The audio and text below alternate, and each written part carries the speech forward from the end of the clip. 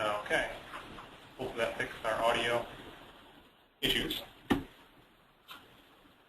We also want to take this opportunity to identify additional test scenarios. So throughout the session, please take note if there's something that we think needs to be tested later on, then note that, and we actually have a log set up, so any outstanding concerns or testing issues, we would like to have that written down at some point. And also, first and foremost, this is an opportunity to build your working knowledge and get an idea as far as what we've been doing for the last couple months here. A couple things that we do not want to address today. We do not want to, in this session at least, look at changing requirements, revisiting design. We're not going to have time to go through every scenario or look at integrations.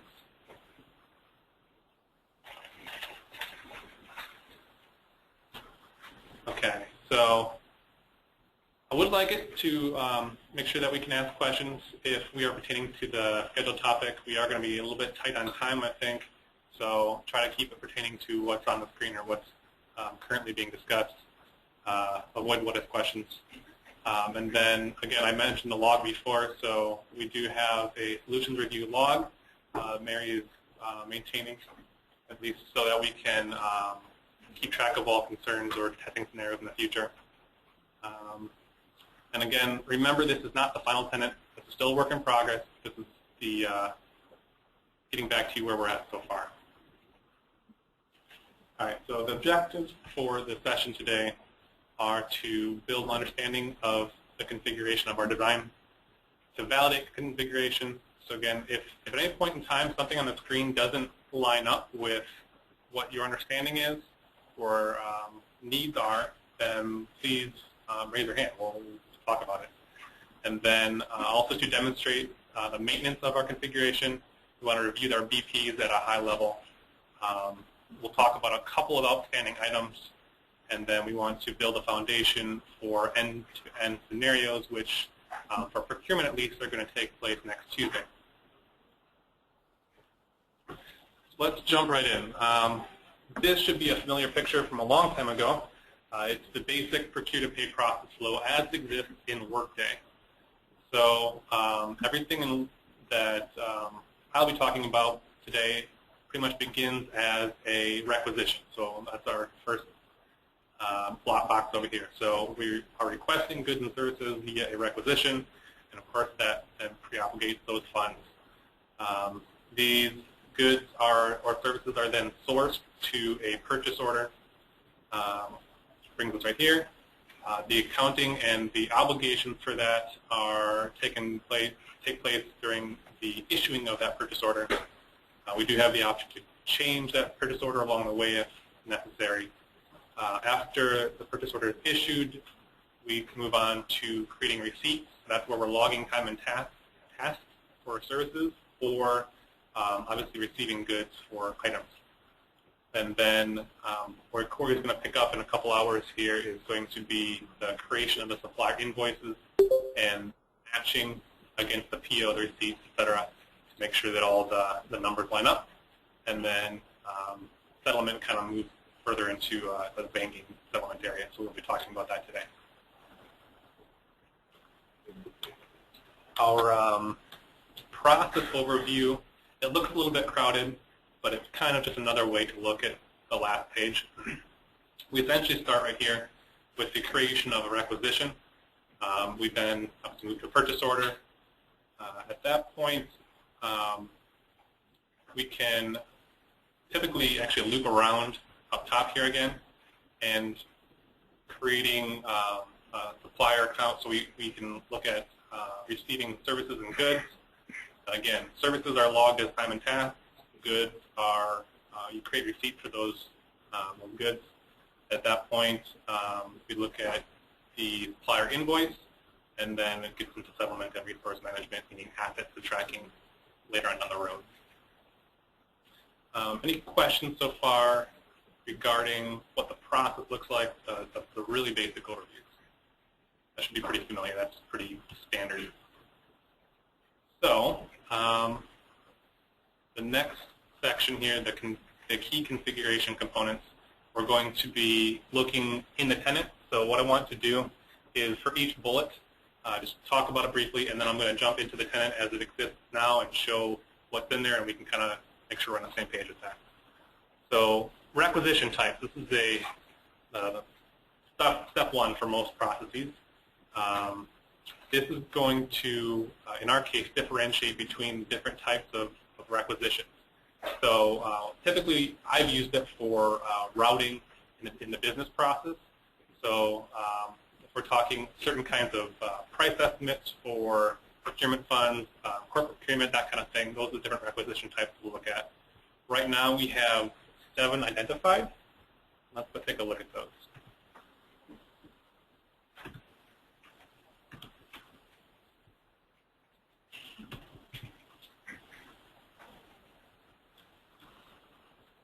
So this tenant is the most current version as it stands.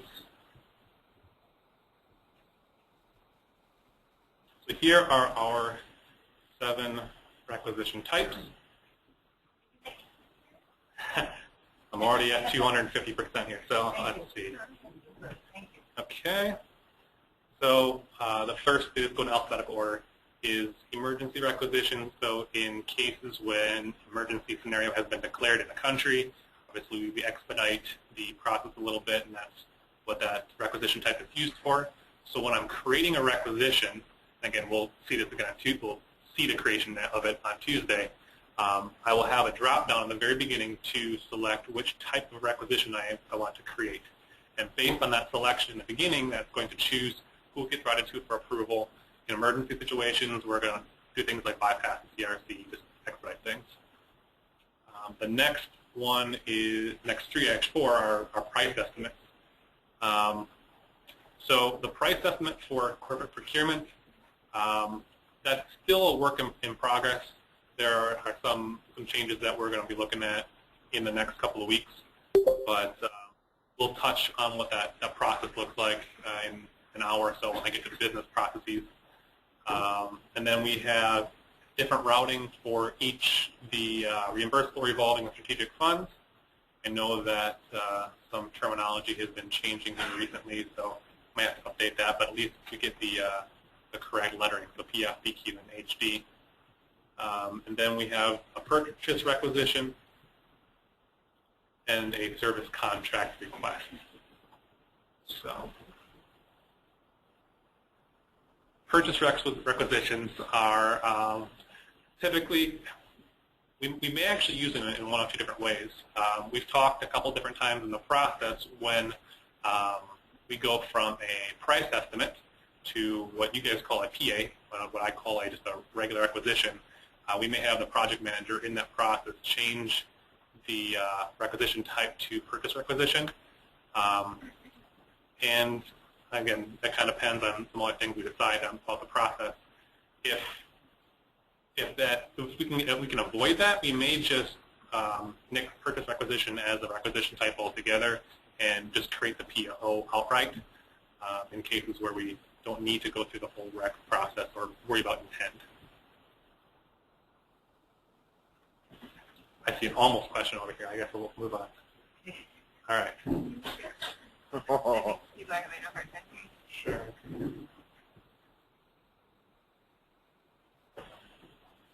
All right. Next up, we have, zoom in here a little bit, supplier contract types. I guess this is the other starting point for transactions that are more complicated than just a basic procurement process flow. So contract types allow me to do things like scheduling. I can have an individual schedule for invoices, purchase orders, that kind of thing. Basically, the types that we're going to look at here, they will determine how contracts are used. So I'll pull up a table that will show how obligations are created, whether it's through the contract itself or with purchase orders against that contract, or invoices. Again, let's go look at the table right now. So right now we have 9 identified, and this may or may not be the final list.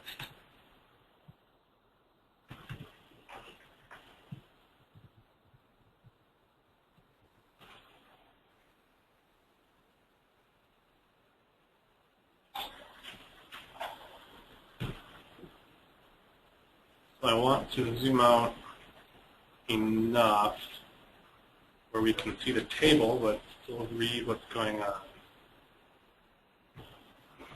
Nope. Wow. Okay. Can we read that? No. All right. Well, then we'll have to go through online. Wow. Oh, this is good. A little bit touchy. All right. Contract type number 1 is used for building leases. So where'd my scroll bar go? I guess I'm scrolling that way. So if we look across the different attributes for this contract type, you're going to see that building leases, we want to have scheduled invoices, probably monthly or quarterly invoice. We want to create the obligations and set aside the budget for this contract ahead of time. So the moment the contract goes into an approved status, now these obligations are set up. It's obligated for that total amount.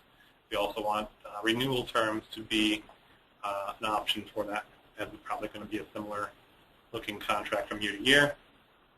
Catalog contract, we may not end up actually using this.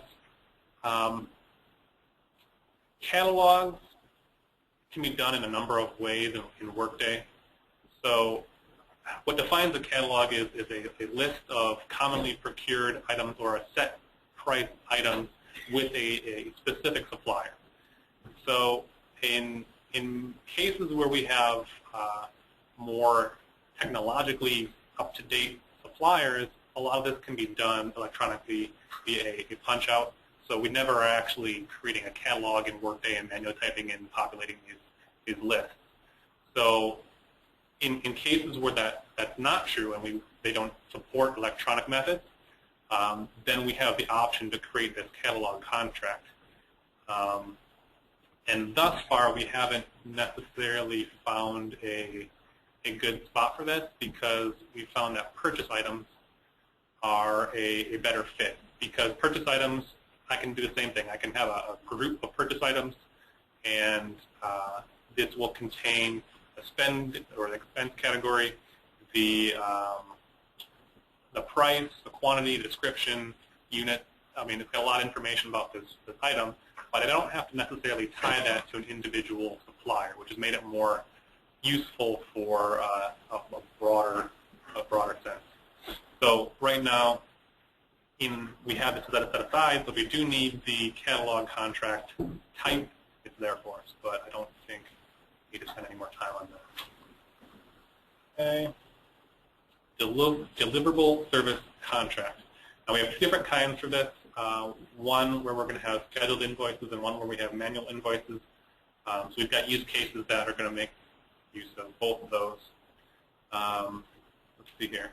And again, we will look to allow catalogs on the scheduled invoices version of that. Now, this received contract line, now this is meaning I can create a receipt for a line item on that contract, which in the case of a deliverable service is going to be like logging time or logging a task against that.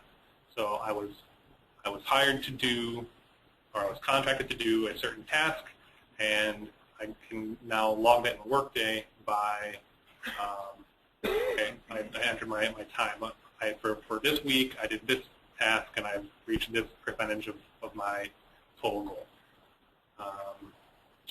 And then, again, the obligations for service contracts are created by the contract. So the moment the contract is created, it's 100% obligated. The next item here is our lowest. So this has been a topic of much discussion. So right now, we have LOA set up where they will create obligations through the contract, And this might actually change. We're thinking that purchase orders may be a more effective use to obligate, but still kind of hanging out there based on what my discussions with Lee and budgets will look like. We want to receive lines against LOAs, and we want to be able to create a schedule for the invoices against the LOA. All right, scroll down here a little bit. LPAs, long-term agreements. We've got similar setup here. But this time we're not going to do scheduled invoices, but rather manual. So manual invoices, manual purchase orders, so I can individually select a date for these to go out. I can allow catalog for that contract. I may or may not need multiple suppliers in this contract. This is actually the only contract type that allows for multi-supplier, and I won't do renewal terms. The performance service agreement, or the PSA, is going to look very similar to our LOA. In fact, it's identical with our attributes here. So scheduled invoices, we receive lines against it, and we create obligations with the contract. Here. Prepaid contracts are going to have the same attributes as LOAs, except now I can renew them. So different use cases for prepaid. I'm trying to think off the top of my head. I don't have any examples right now, but they are available to us in the contract types. And then same thing with recurring invoices. This will be things like utilities, monthly bills, that kind of thing. We can use recurring invoices for them, in which case they're obligated and renewable, and we have our invoice schedule with that contract. So that's a very dense page with a ton of information on it, and I kind of zipped through it because it would take a long time to really go into it in detail. Are there any questions about the contract types we just showed? If not, then we can move on. Oh, sorry. As I'm not a Christian, it's not about the contract. I'm sorry, because I want to go back on the crisis today. Mm-hmm. What I understood is that we put, the wording crisis estimate on the side, and we talk always about acquisition. We have different type of acquisition. So this is why I don't mind the price estimate, but I don't understand the difference between the different price estimate and the procurement and the acquisition. Because I thought that we would have whatever acquisition for any kind of funds or corporate procurement, and then at one point it would be funded and it would become funded acquisition. So I didn't get the specific line and what is this line and the other line. So.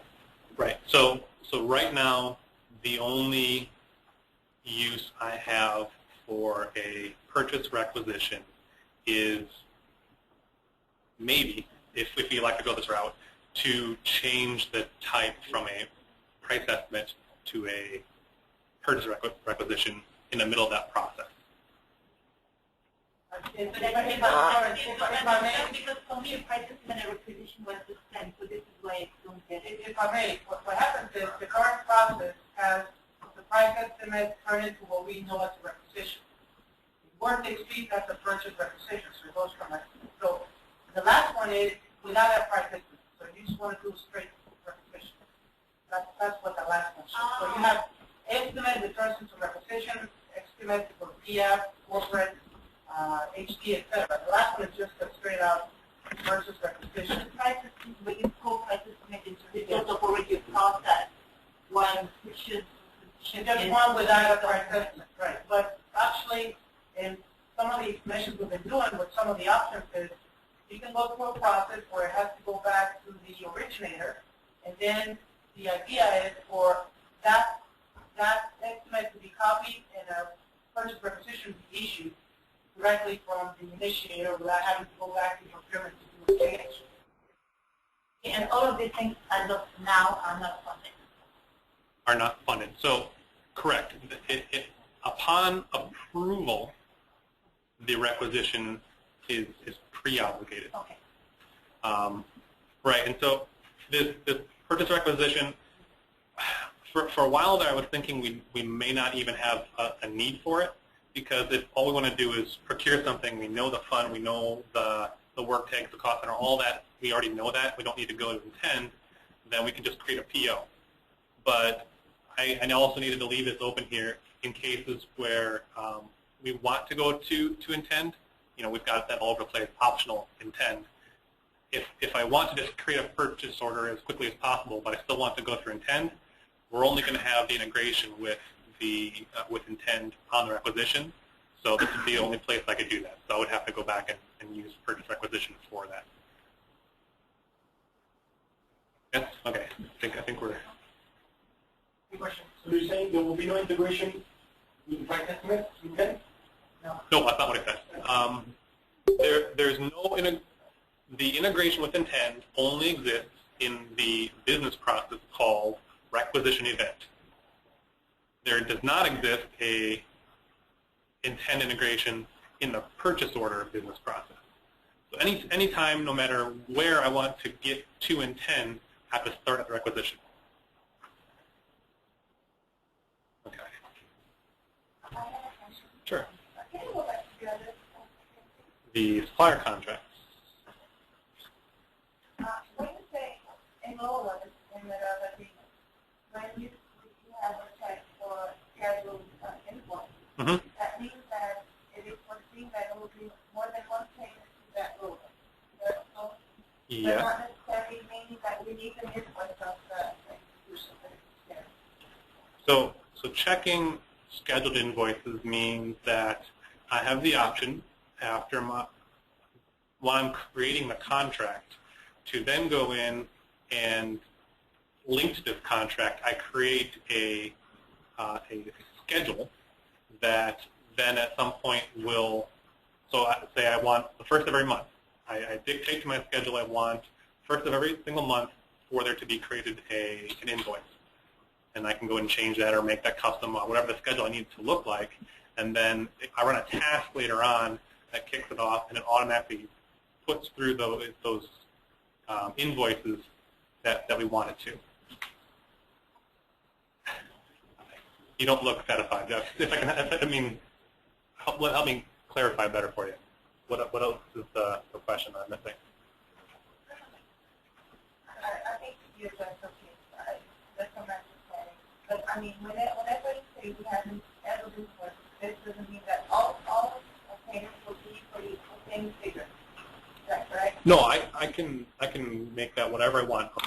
State, those are completely up to me. I can customize that the way I want. And if by any chance the schedule is not followed, did I possibly just change the date? Yeah, I can go in and change any one of those pieces of the schedule. Now that there's a process for that, and it's amending that contract because the schedule is part of that. But yeah, I do have the option to go through and change one or many of those installments. You're going to cover this in the end.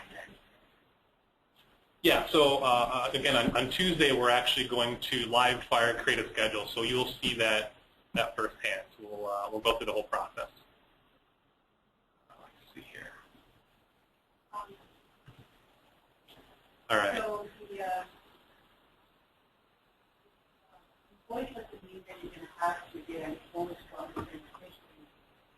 When you go against the financial and payment problems, work data, like the work agreement that we can have. You have to have an invoice dated work date to process the payment. So that's a step. That's one to the before, which is that the schedule we have a getting the invoice. And we will have a place for the second part of financial report. You can attach that to the report. That's the part that goes to figure the payment of the or $30 for that. I mean, you still need both of them to make whatever payments that you have to go through. And before the financial report, we do it as needed, and afterwards we will do the payment for the following payment of that.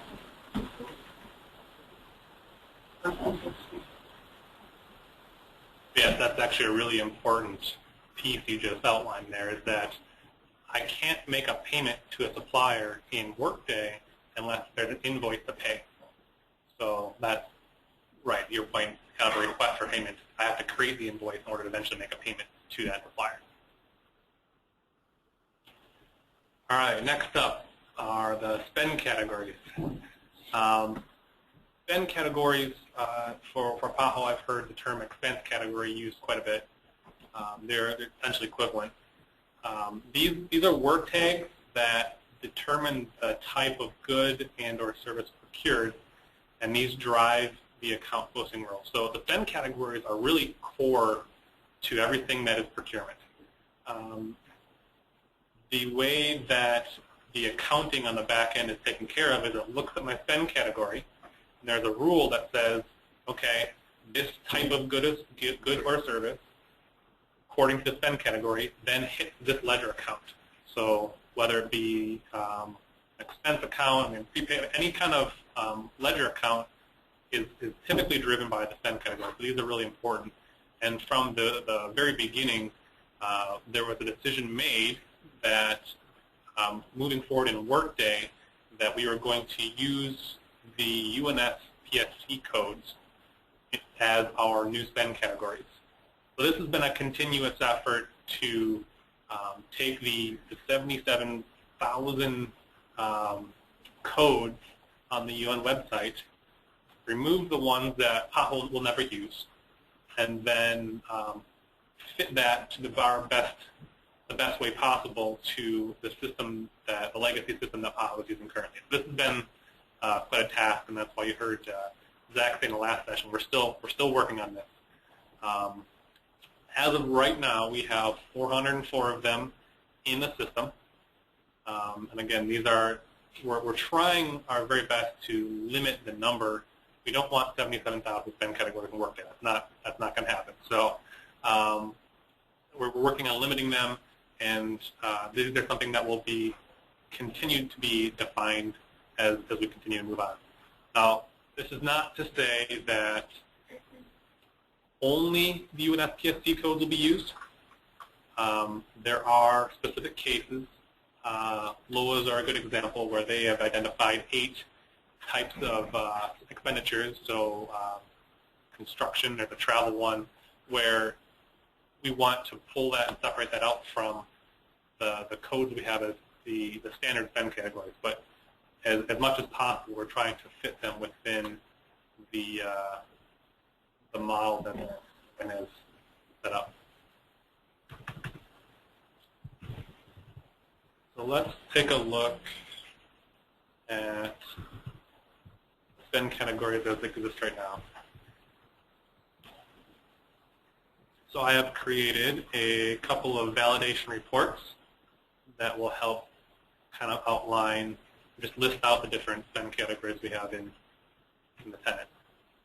So these are just going to be listed in here alphabetically by our reference ID. So the way we have it set up, the spend category object is typically going to be your descriptor of what exactly it is that we're trying to procure. The reference ID in Workday is mapped one-to-one with the actual UNSPSC code. And then every spend category then gets marked with a usage. Can I use this for procurement, i.e. purchase orders, requisitions, that kind of thing? Can this be used on supplier invoices? Can I use this in the expenses area? And is this spend category tracked? So typically, items of larger value, I think our threshold is $5,000. We want to track these and turn them into assets in Workday and assign them to a person and possibly do accounting for devaluation. Let's see here. Track is 500. Track is 500. Okay, so not 5,000, but we're tracking anything over $500. Capitalize over 20. Yeah. Capitalize them. All right. So again, not my area, but that's what these are used for. I just see people taking notes, and I want them to be correct. Right. Okay. Thank you. Now, the way that the spend category, or the way that the UNSPSC codes are structured, they are set up into 4 levels of increasing granularity, of increasing detail. And so just to keep things organized, I've attempted to keep them in the original hierarchical structure that they exist as given by the UN. So if we look here, the level 1 spend category is going to, or the hierarchy, the top level hierarchy is going to be industrial refrigeration. So it's got a couple more zeros here, and the more specific you get, the more zeros turn into actual digits, and it kind of becomes more and more specific as to what I'm procuring. So I should probably put it in a row here. So we've got level 1, level 2, level 3. Where we're going to live, for the most part, is the level 3. I forget, Santiago knows how many level 3s there are out there, but that's typically where we're attempting to map a one-to-one between the codes and our spend categories. All right, so I think I don't have any questions so far about these, but again, they're still work in progress. The next item we want to talk about is our spend category hierarchy. So I kind of already alluded to this. Again, we don't need to include them, but typically if I want to be able to report at a higher level, I can just go and grab every spend category in this hierarchy. I can report against that, which is why I kind of wanted to maintain this where possible. Right now there's 143 hierarchies that group and categorize our 404 codes themselves. And again, they're just meant they're meant to roll up for reporting practices. Let's see here. And again, continuing to work on these processes. Next item I want to look at are the units of measure. Same thing here.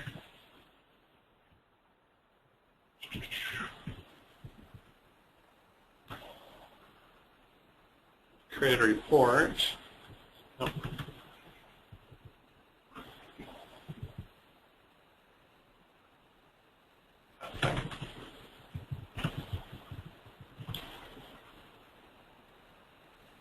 Units of measure, I mean, it's pretty self-explanatory what they are.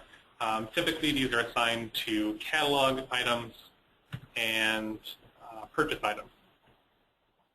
So as of right now, we only have 40, and I'm certain that we're going to have many more. Basically, the way I'm going to populate this list moving forward is as I receive the list of purchase items, these are items that Tahoe bought last year. We're going to put every one of those essentially into a purchase item, so it's going to be a predetermined item, spend category, amount, everything's locked in there, and then each one of these purchase items will have an individual unit of measure attached to them as a required field. So right now we don't have all the purchase items, we don't have all the units of measure to go with. Tahoe has some more interesting units of measure than standard things like ampule and blister pack are kind of out of the norm, so it's going to be, again, a lot more of these added to the list. And again, we can create them however many we want, and we can customize them, so whatever makes sense and fits Tahoe's needs, we can populate this list accordingly.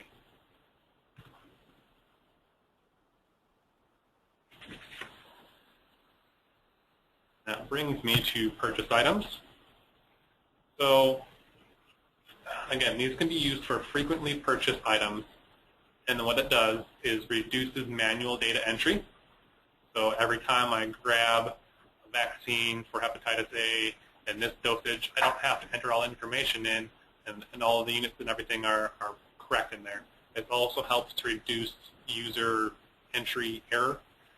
So if everyone can just search for vaccine and just click a button, then it populates everything else. That makes things a lot easier for reporting. Not everything procured is going to be a purchase item, though. So I'll talk about the purchase item groups next, but I feel like from what I've seen in Tahoe's system as it stands, if something is procured, I am selecting an item in the system. That's kind of what I've seen so far. Whereas this may not be the case with everything in Workday. Things like the revolving fund, strategic fund, we want to have those mapped out because that's a specific list. But I will also have the option, if I'm a user that is not necessarily the most knowledgeable about the system or the spend categories, that kind of thing, I will also have the option on a requisition to just type in a description. I can populate my best guess to a spend category and the description, and at that point, the next step number 2 on all the different price estimates goes to the buyer, who can then either choose a purchase item that makes sense or create one or do what he needs to do to make sure it's correct in the system. So like I said, not everything's a purchase item, but we want to utilize the functionality where possible. Right now we have about 300 of these in the tenant. And again, this list that we have is just pulled from items that procured last year. And then, again, we're going to have a lot of new purchase items, and we can continue to add them. I mean, this is not going to be like once the purchase items are in there, it's set. We want to make sure that on a day-to-day business, day-to-day basis, we have the ability to continue to create new purchase items to make the system friendlier and more searchable and more easy to enter data into. Let's take a look at some of the purchase items. Sure. You said the buyer would, if we decide, would be creating a new purchase item. Would there be? I just want to make sure because only a specific set of people should be able to create. So buyer, probably not. I think the person that the role that we're going to have do that would be the procurement administrator, to be defined. I don't necessarily know who that is, but probably not every buyer. You're right. That's going to be chaotic. Otherwise, we're going to end up with a different kind of system. Right. Right. That's the whole point, is that we want to avoid duplication. There's issues right now where we have a supplier in a system that's duplicated 5 different times in 5 different countries. We get the same thing with items, and we want to avoid that at all costs. So it's going to be a fairly restrictive role to be able to create a purchase item or a catalog item. So let's take a look at purchase items as they exist now.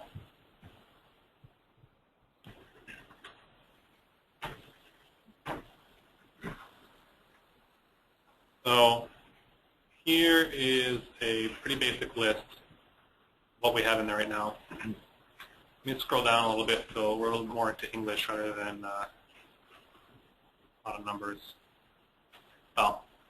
So hoping the point here is these are kind of complex, but the point is brought across. So we have an item name.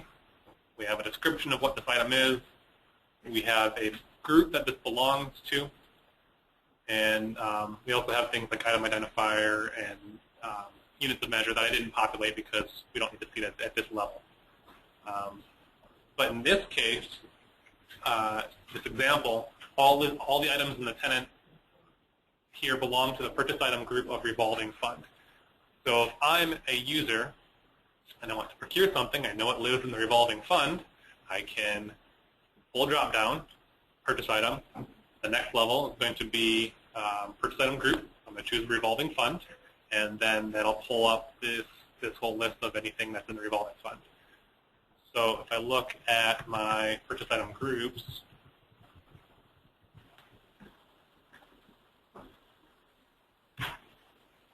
we only have the 4 right now, but I suspect this number will grow as well. This is different ways we can group our purchase items.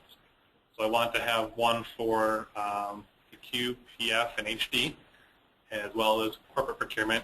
And any other group that needs its own small set of purchase items, we can add that in. That's not a difficult thing to do. But as of right now, the 4 exist. I'm actually kind of curious.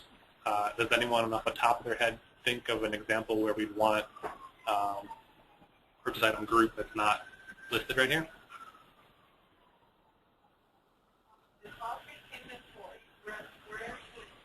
The what inventory? Haltex. That may be a good use case for that.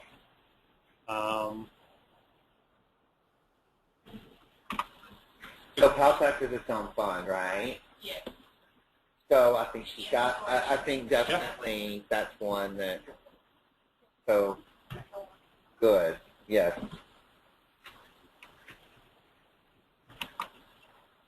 I'll even add it in there right now. So So are there specific items for Paltex in today's world? Or are you just purchasing by description?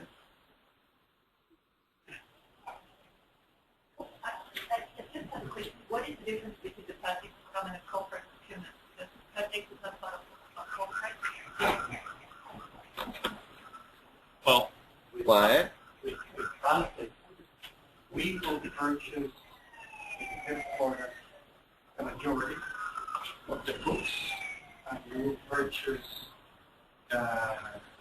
medical instruments, we'll send it to the countries, and they will sell. is Paltex a subset of corporate procurement? Always. Yeah, so can I explain what I think, and you guys kind of, so I think when we had earlier discussion around Paltex, I think HSS is the HSS cost center that's responsible for the purchasing of those items, and then in some cases, maybe some of the member states or someone they're purchasing the books from HSS in a sense. Because we talked about, I don't know if Tony did, but we talked about where you may have more of a, what I call an interdepartmental transaction where revenue is hitting HSS, expense is hitting Argentina, a situation like that. But the thing is, when HSS purchased those items, those books, I know we had talked about maybe it being around about 700 items or something the last time, I forgot to say when we met. But what Stan is trying to ask is, when you guys purchase that and you create that requisition or that purchase order, are you doing it at a purchase item level, or will they be spend categories? How will they be recognized in regards to when HSS are making their purchases?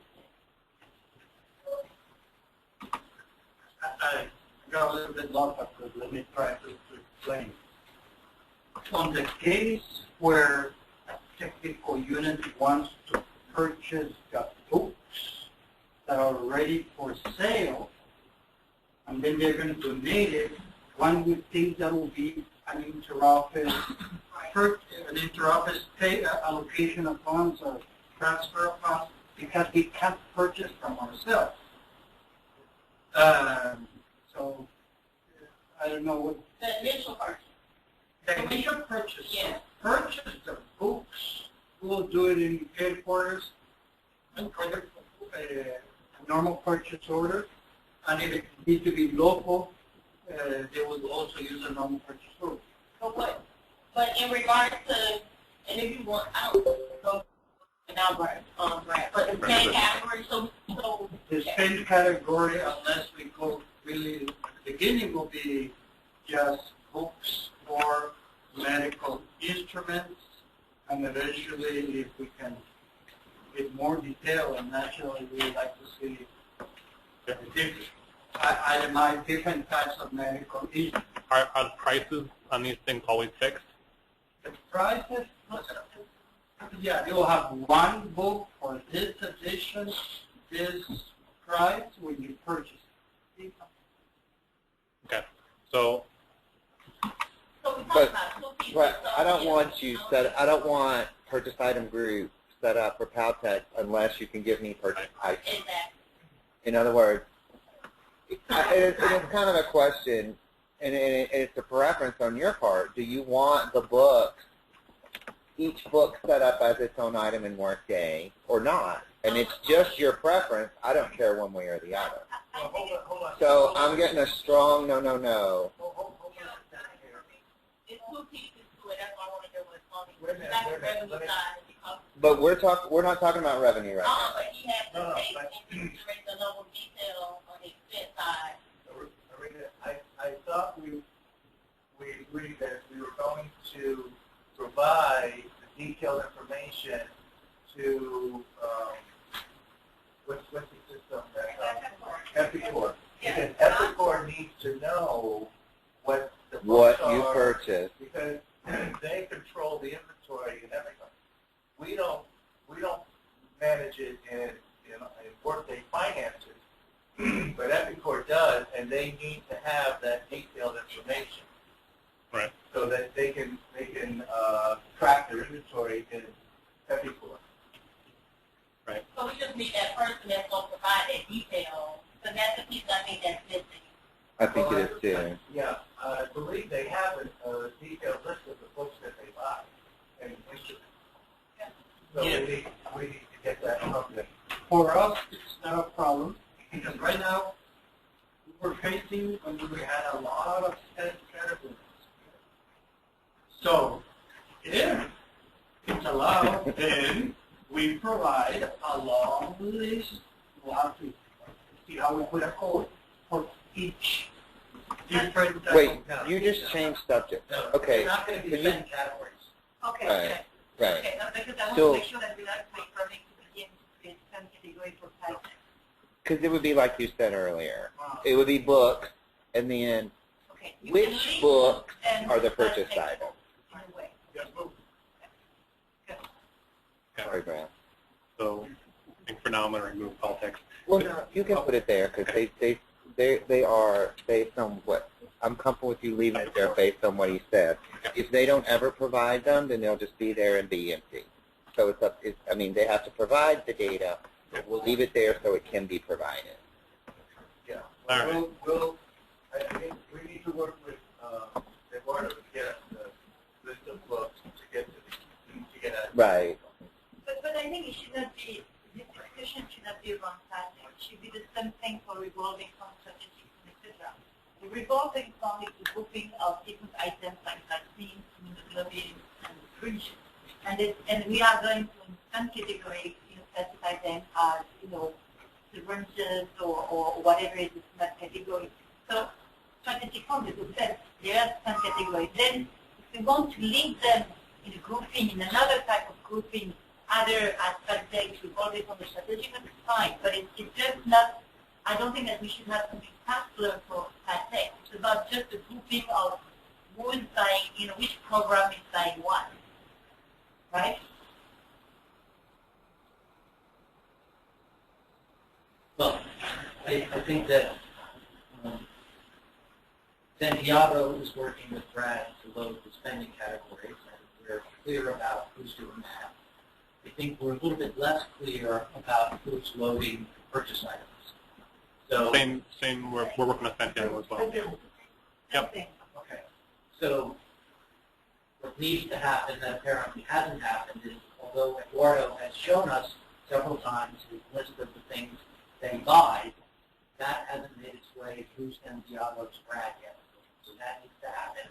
And we need to keep in mind that my guess is that probably quite often Caltex decides that they're going to have a new book, and we need to figure out how that new book will routinely get added to that list of purchase items. The thing is that you might have, one book that has its wants, but also be purchased on corporate procurement for something else, or one lab supply that Patrick wants to sell, but also that the member state is going to ask her to buy. So this is why I'm just wondering if the tagging of, either Patrick or Gordon strategic is making sense, because we can have the same commodity that basically is but for different kind of products. But they're not mutually exclusive, right? No. So You can be involved for That- 5 categories. It could be a purchase item group called book, and it's not limited to Paltax. I mean, the purpose of that is for your people in the field who are creating requisitions to be able to find things easier. Okay. So we could call it Paltax, we could call it books, we could call it we don't even have to put them in a group. We could just make them find them however they want to find them. But it's not that purchase item group is, unless we build something to enforce it, will not enforce you to purchase Paltex, to use Paltex funds. They're mutually exclusive. In other words, if I left it Paltex and I selected something in that group, if I didn't have any custom validations in there, I could use any fund. Well, I think that with Caltex we have to be particularly careful because it's Eduardo's intent to download purchased items from Workday purchase orders and receiving reports, and to then upload that same information into Epicor, which is the system that he uses to track his inventory. And so what we wouldn't, even though the buyer could type in the name of the book, if they made a little typo, then that upload into Epicor would fail. So we need to use the exact same name in our purchase item list that Eduardo uses when he's interacting with Epicor, just to make it easier for him, because he originally had an integration on the list that didn't make it, and he's going to have to do this through a spreadsheet. So we want to make it easy on him. Right, and that's a perfect use case then for it. I want to ask one more question around that, around the accounting piece. Because once we get those purchase items in that same category, when you guys make those purchases, are those books automatically recognized as, would you want those books automatically recognized as inventory, or do you want to recognize it as an expense on your list? I think we said we're going to expense it, and then reclassify it at the end of the year, because you have to show it as an expense to your fund. Well, that's the way it works out. You have to put the workaround, because we all have to facilitate. It can be instead of like expense, Go straight to inventory? straight inventory. Okay. And that's possible. The next question is around the Paltech funds. Are those funds budgeted in as well, or no? I'm just asking, just to clarify. Our Paltech funds are budgeted, they're within the financial budget structure? Yeah. Okay. Natalie, I think we can simplify that for you, that we're not currently anticipating having any funds in our budget. I have TP, I was directed at TP and T2. What about you? Yes, so we are going to establish budgets for those funds. Okay, so all funds will be now included. Okay. That's part of our movement of consistent financial management process. Okay. All right. So, Quick question. All the items, the purchase items that you uploaded are currently put them only on the revolving fund. Right.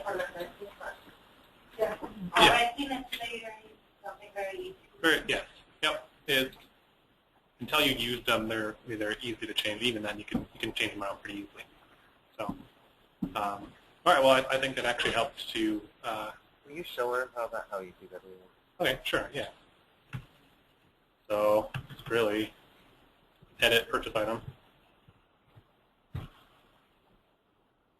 So once we go ahead and find a list, all that you showed us, we can change. Right. So you'll notice I only have the one group in here, so I would normally be able to see different groups. But yeah, I can just grab a purchase item. I want to change that here, and here's the different attributes belonging to the purchase item, and I can just change it, hit OK, and it changes it for any transaction it'll be used on. So, all right, that was actually pretty good. I think that finding a use case actually helps to increase understanding of what that does. So again, the purchase item groups, two uses for them. One, to make it easier for users to find by narrowing the search, and two, it helps for reporting. I can grab that purchase item group as a single work tag, and it'll pull all the transactions related to that. Okay, and then I think the last item on this section I want to cover is supplier catalog. Again, we don't have any in the system right now because purchase items and purchase item groups have proven to be more useful and more flexible for what we needed to do. So we can skip right past that one. All right, next I want to move on to business processes. I think we've got all the questions answered on the top piece here. So let me jump into this. So the very first item is the requisition event. This is probably the most complex piece that I deal with, and which is why it's still a work in progress. If I pull this up in Workday, it's pretty ugly looking, just from the way it's organized.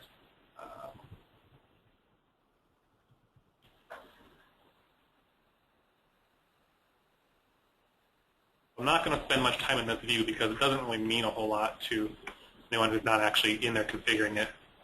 Basically, a business process looks like this. where I have my steps, typically A, B, C, D through Z, and then I have conditional statements. So, for example, this B step here only kicks off if my fund is HD.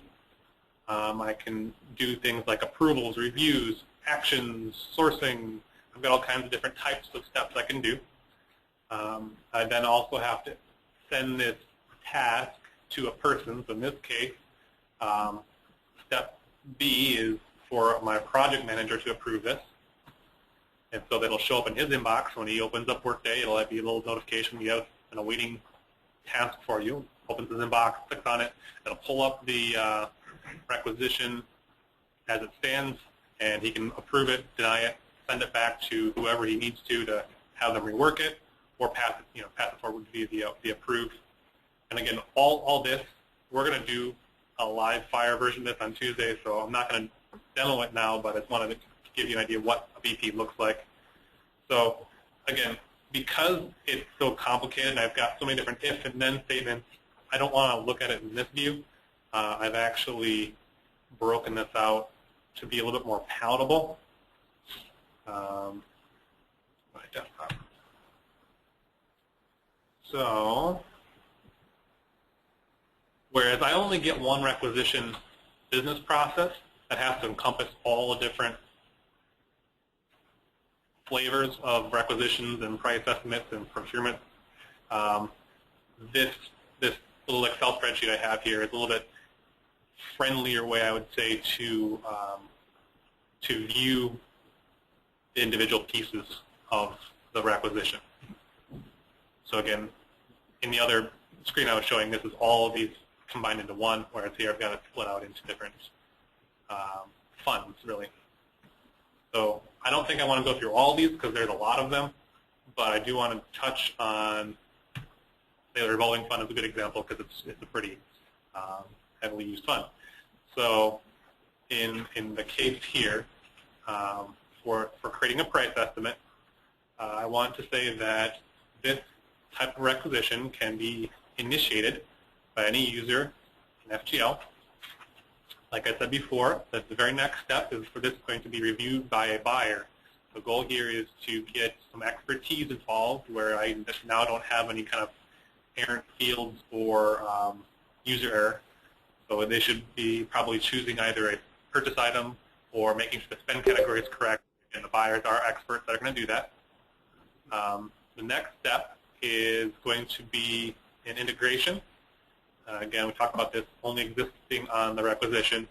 This is still in process. So right now I just have a placeholder step there in the actual business process. But the way it's going to work is once my buyer gets done and clicks OK, next step, it will push the requisition as is to Intend. Intend will do its magic and source and do the competitive bidding and all that. And once a conclusion is reached in Intend, all that information in the new updated requisition will be pushed back into Workday. At that point, it goes back to my buyer, who has a review step, can look at the changes that have been made, look at all the new information added by Intend, and he can modify at that point if he needs to. Step 5, all the red steps are where typically in PAHO speak, this goes from a price estimate to purchase requisition. So typically here we want our project manager to then change requisition type if we're going to go that route, as well as he indicates the fund attached with this. And then we have a to-do step, basically just to notify the representative in the country office. We need to contact the ministry official in order to secure funding for this transaction. So get the okay from the ministry. At that point, it comes back and goes to the cost center manager. That's an approval step. He's not changing anything. He's just approving. The buyer can then send this to the CRC. He can select a group of users, Workday users, and pull them in and say, okay, I'm going to route this to these 5 people for approvals, and they can look at this and add comments along the way, attach documents along the way, give recommendations, and then approve it to the next CRC approver. The last step is the budget check. The reason for it being the last step is that right now, Workday 23, which we're currently operating when going to 24, we're in the middle of that process.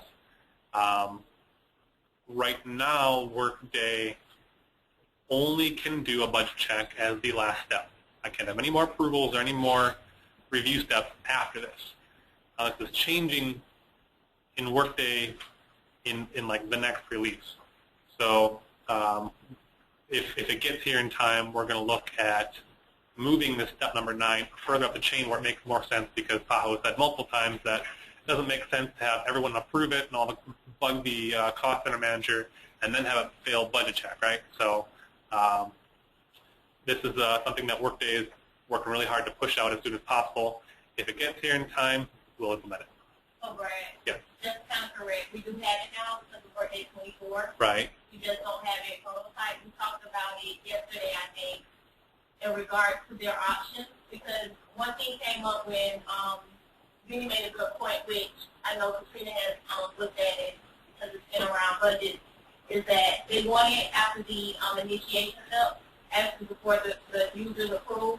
However, if someone within that DP process makes a change, they kind of want to actually make sure that it kind of gets rebudgeted. And so we validated that Workday, we need to test it out, but that Workday will allow you to actually put that step within multiple steps within the BP. So that's something that I think we just need to get clarification from the group as a whole and kind of get it configured so we can coordinate the prototype and out the test.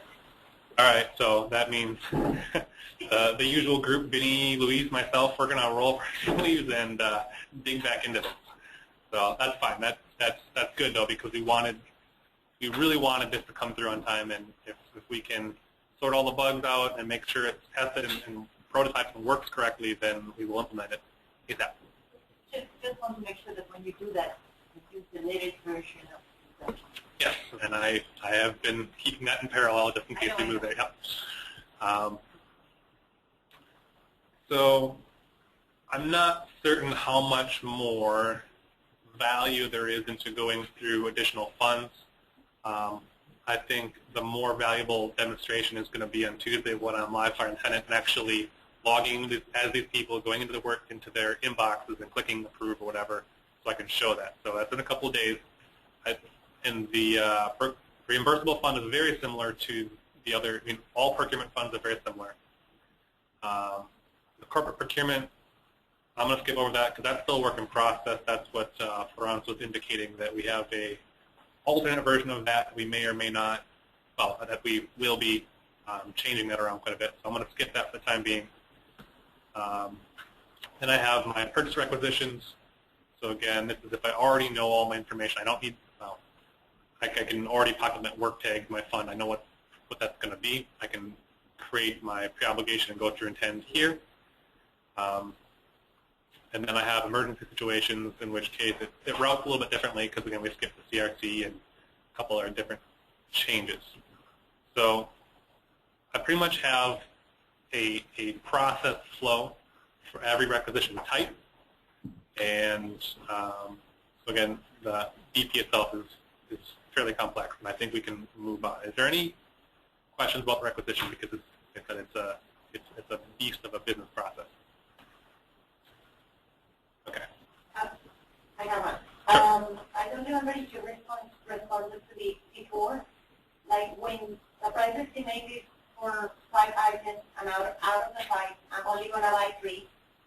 When you convert it to requisition type, the obligation of the funds are going to be for all the 5 or only the 3 that I mean, how are you going to manage?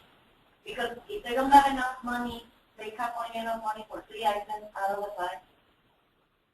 And if Right. you're obligated all the 5 of them, then how? Well, there's really 2 options. One, I can approve it as is, and then purchase order invoice the 3 I'm going to be using, and then at a later point close that requisition, which cancels my pre-obligation. Or if I want to fix it right there, I can modify the requisition and delete the line but not use it. So, yeah, and I want you to think about that. I want you to think about that with what you just talked about, with changing, adding multiple steps in the budget checking process. And so in the scenario that Adriana just described, the first time they budget check, it's going to fail because you said they don't have the money. So they're going to have 5 items on that requisition and they don't have the money, so it's going to fail. So it's going to have to go back to the person that initiated and either reduce the quantity or get rid of one of the lines or ask somebody to add budget or whatever. But it's adding the multiple times of budget check is going to make budget check fail. Let's say that the money's not there. We're not going to budget check it while it's still a price estimate because while it's still a price estimate, we don't even necessarily have to work tags of how they're going to pay for it. So we're never going to go back to before we want to budget check it. So the first budget checking step will be after we've indicated what we actually want with the purchase requisition and what the work tags are, because there's also, when we reach out to the country office, that's when they're going to tell us whether they want to use the prepaid or the line of credit. So that will be a different brand work tag in that case. So budget checking did not take place prior to that step. Right. So for me, that means my red line after step 5 here and step 6 here, after my project manager indicates the fund and all the appropriate work tags, then we'll be budget checking. And actually, I will look to the newest version of the corporate procurement model that was given to me to start this discussion after solutions review. So more to come with requisition. And Adriana, during that review step, and while the buyer is interacting with the initiator about having heard back from the country office about what they actually want, at that point they will jointly arrive at a decision about whether the buyer is comfortable making the needed changes to the purchase requisition, or if they're going to ask the initiator to resubmit by using the copy feature to create a new requisition rather than one that we Yeah, because sometimes what they do is they don't buy it at the moment, but like a month later they will get the money for those 2 remaining items, and then they come back and tell you. And I think that's where we'll find that the copy function is particularly useful, because a lot of times there'll be a lot of very detailed information in there that we don't want to have to instrument twice. Yep. Okay. I just another comment. I think you did good then, because the country officers will be part of training that you're not going to buy me now, because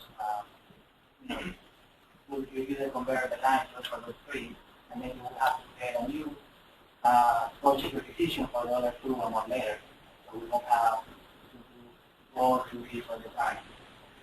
Yep. And I think my job comes in where I have to account for all eventualities when training doesn't always kick in. It might come through right away. So again, it's still a work in process, and we just had a major change and decision come through by budget checking. So these are going to flip-flop a little bit yet. So let's go ahead and move on to the next business process. The next process I want to talk about is the purchase order event and a couple others that go with it. So my change order to my purchase order issue event.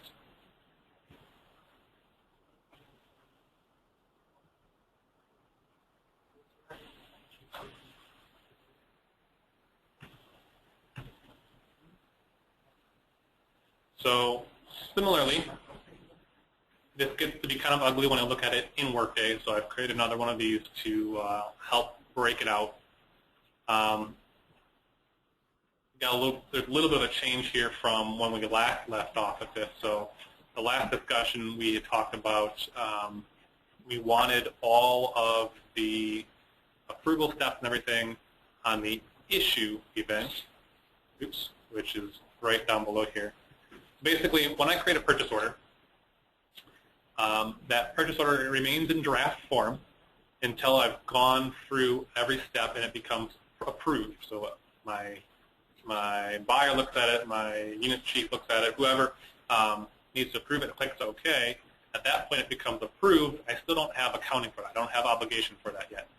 It's the next step, which is purchase order issue event, the next business process we kick off after this one. That is the actual step that, upon completion, creates the obligation. Now, when we last left that with the discussion about this, we had talked about having all of the approvals and everything on the issue event. Upon my prototyping that, I found that you have full functionality on the purchase order event itself and somewhat limited functionality on the purchase order issue event. So the way I have it prototyped right now is that all of my approvals and everything are on the creation of the approval of the purchase order, and that my purchase order issue is actually a more basic process. That's flip-flopped from when we looked at that last, so we need to touch on that again. Essentially, the same approvals and everything are taking place, just in a different order. So something we'll have to touch on a little bit, but we can still go through the basic desire, the process as was dictated to me.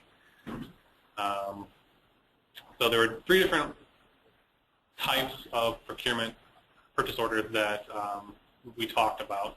The first being just procurement at headquarters, and this is where all of my delegations of authority come in here.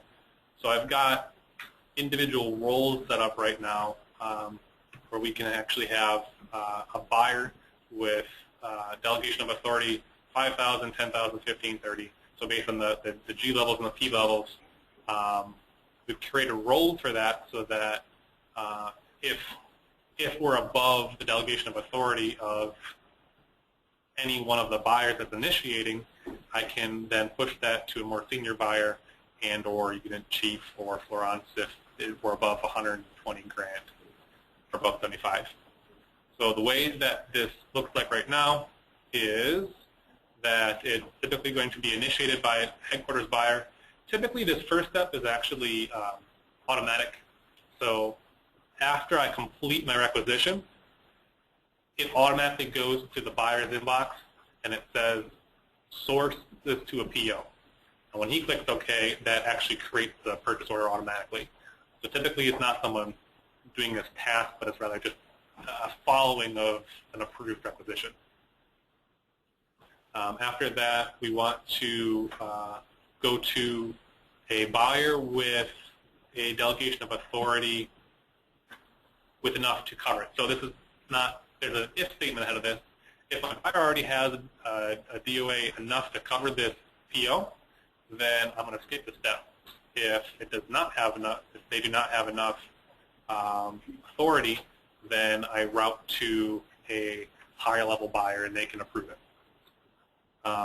For any POs in the amount of $50,000 or more, I'm routing to our unit chief, who I've set as majority, and any cases which it were above 75,000, I route to our unlimited purchase order buyer role, which is currently occupied solely by Florence.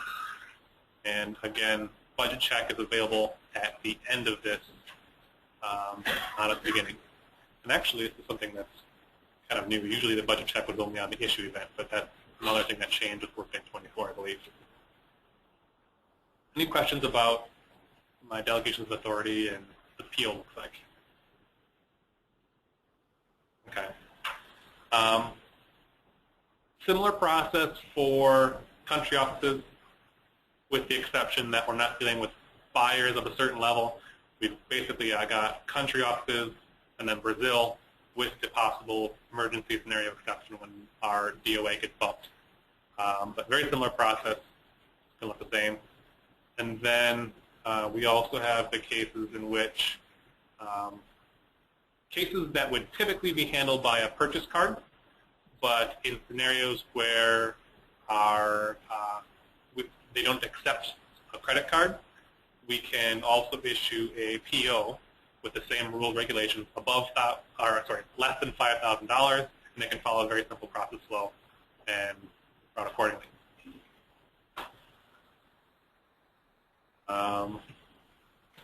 Again, there's a couple other pieces that follow from the purchase order event. The first being issue event, which we're probably going to want one more approval on here. Maybe, maybe not. We'll talk about that when we get back into our meetings after solutions review. But right now I have it set as initiate only, but it's already gone through the above approval steps. And then the final piece to the purchase orders is my change orders. So after a purchase order has already been used in another transaction. So if I've received against it, created an invoice for it, it's hard to change that. I can't just go and click change and it takes care of it. I actually have to create a change order, which makes sense. We don't want people to be able to change it after or it's already approved. And in cases where I'm creating a change order, we've indicated we want the exact same process as the creation in the first place.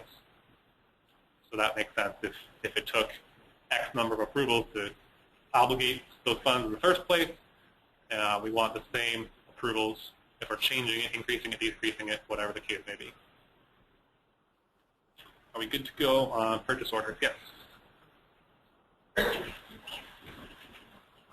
Just that I think we, finance isn't here, but when we discussed with the strategic fund, remember, our purchase orders have multiple items. And one thing we discussed about having the potential, which would not be a day-to-day practice, but or would primarily do when we use the capitalization account, is if a purchase order, if there's 5 items on there, and 3 items are going to arrive, let's say, 3 months prior to the next 2 items, and we want to go ahead and invoice the country, we want to be able to have the capacity to do that change order so that we don't close and invoice the country until all the products arrive in country. And so the reason we want that is to have more cash flow and have them pay back the capital account. Okay. So just make sure that we take that into consideration as well. Okay, and so addressing that, the way Workday works, upon an invoice, upon a purchase order being completely invoice received, it's done. The obligation still remains out there. Like, it doesn't close until a user goes in, clicks that PO, and selects close. So it would still remain open unless there's a reason for it to be closed. So in cases like you're talking where I only have used 3 to 5 items on a PO, the obligation will still remain out there until I choose to either close it or receive or invoice for the other lines. So I think we're good on that point.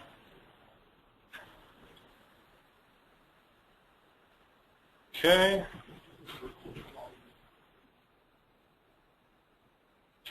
The next business process I want to talk about is the P-card verification event. Really, there's been very little discussions around this, so we probably want to have a real quick meeting on this. I don't think it'll be particularly lengthy to figure this out, but just want to nail this down and make sure. So we haven't configured this as is right now, it's initiate only. But essentially this is, we have these expenses against a P-card. We want to verify, go through the approval process and verify that these expenses are approved, and et cetera. So I'm not going to show that because it's not configured at this point in time. The receipt event I do want to cover, and that's not nearly as complex, so I can actually show that inside of Workday. Hey, Brad. Yeah. Gonzalo just reminded me that there's something going on that we haven't told you about. Oh, boy. And that is that we had a meeting earlier today with some, earlier this week with the country office administrators on the topic of an approval by the administrator prior to the approval by the cost center manager. And we're going to have a few more deliberations about that, and at some point that group is going to make some recommendations to Mr. Anderson, who in addition to being the executive sponsor is also their dotted line supervisor. And so,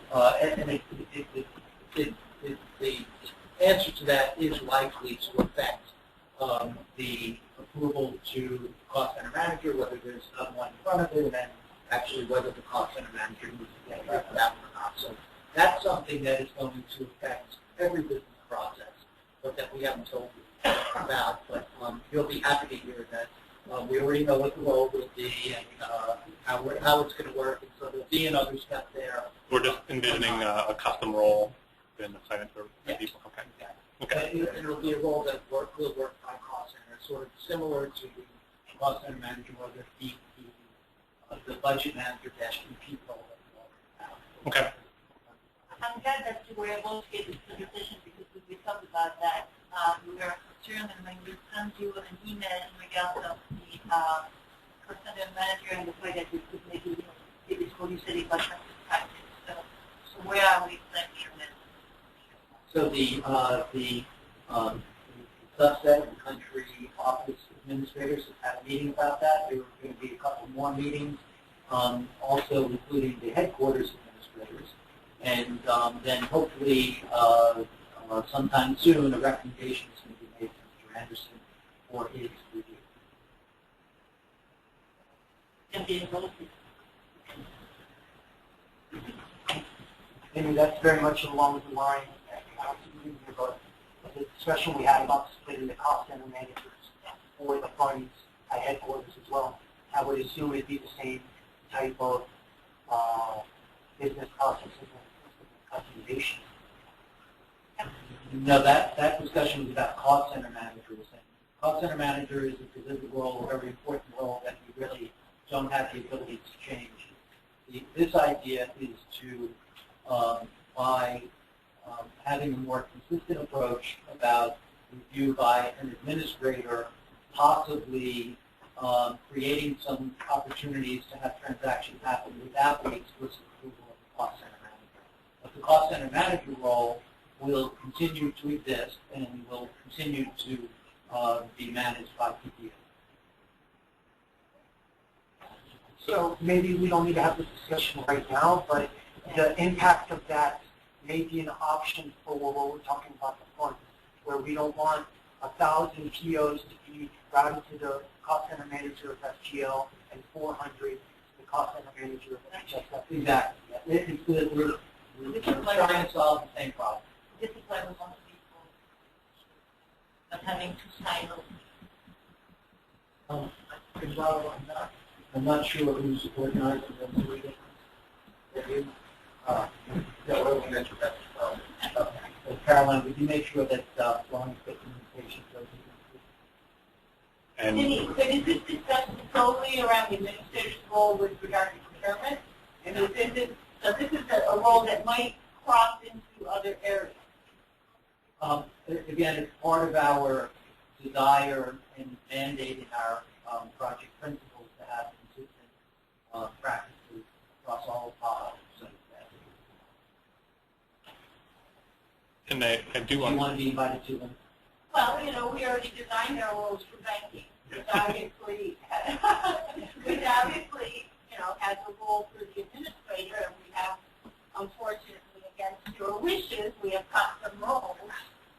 But, so, yeah, I mean, everybody that is a business process expert has to be involved because it's going to impact what we've already made decisions on in the configuration design process. But it's those people, same people that you configure are the same people. Well, it's not the same. And I know you guys want consistency, but I am not all for consistency at the cost of other things. And one thing that we did in ranking is that we segregated the offices by size, complexity, staffing, etc., and had to make different decisions on the approval processes because you can't always have what you want or have a consistent process because there aren't enough people in certain country offices. So this will have a direct impact on how we design all of the banking settlements and funds. So we are not supposed to see it. The difference, I'll just ask if we adopt procedures going into their constitution. And I think I would be interested in discussing more because I've been told very clearly that, for procurement and in general, there were no, room and space and budget cost the most. So if there is, things that are different from one department to another, then I would do. The reason being is because Treasury doesn't have the functionality that we need. That's why we're going to Treasury Workstation. So that's why we had to create a bunch of custom roles in order to get around the implementation. That was the exception. Yeah, and I think the majority of our custom roles, again, are just to create the permutations that we need for the decentralized approval at the country level office. We haven't really created many that go outside of those bounds except in the area of Treasury. So that Caroline, in creating the invitation list for that meeting, if you include Florence and Linda and Federico, I think that you will have the primary business owners or business experts for the combination of business experts for the spending process. Right. I decided that I was going to ask my colleagues in the board company and we to support the decisions necessary to especially the meeting. So that if other business owners would like to participate as well, they can be directed into the et cetera. And I just want to make one quick comment myself to indicate a small sense of urgency because the requisition process, as is, has required a significant amount of time, and it's not time with me go sitting in a corner and programming this stuff. It's time where I need face time with the right people to hash it out, and we need to have. I need to have my business processes polished. I think what May 8th is the absolute deadline for that. Yeah, that is correct. So these are some significant changes, and it makes me a little nervous. So as far as scheduling that, we need to get that. We've got 2 more weeks of solutions review. That brings us near the end of April. It means we really have 1 week to finish design and 1 week for me to really polish it out, and that's it. So sense of urgency required on that. So coming out of this, there will be close coordination that happens and invites that will go out to the team to get all of the design items closed. And this is one of the major ones that we have across the COC area. So again, we want the technical units that when we have these discussions, understand that the impact for the units that manage the fund is critical as well. So my recommendation would be to include GRHS who are the owners of the funds to have these discussions as well. Okay, so I'm going to go ahead and move on here to my next business process. Please address that. Okay, so the next step here I want to talk about is the process for receiving. So again, creating a receipt in Workday is applicable to both goods and services. So in this particular case, I've got, I think it's 6 steps to this. Initiation by whoever needs to create the receipt. So the person is actually looking at the items delivered or responsible for the services being delivered. Initiate the receipt. At that point, if we are dealing with a procurement fund, we have a custom role called expediter, who is going to be responsible for approving all receipts for the procurement fund. And then in cases where we're not dealing with procurement funds, we go to the project manager for approval. And then these next couple are services. These are automatic Workday things, so it kicks off assets, and it kicks off initiate asset, and it kicks off trackable receipts. And then the final service is supplier accounts matching. So Corey's going to talk more about that in about 20 minutes. But basically that just says, do my numbers on my requisition and my purchase order and my invoice and my receipt, they all match, and there's rules and tolerances built around those.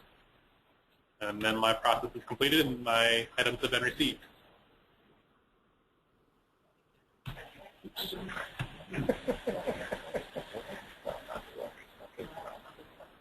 I mean, we're doing pretty good, I think. Okay. We'll just touch on contracts real quick and then we'll go to questions.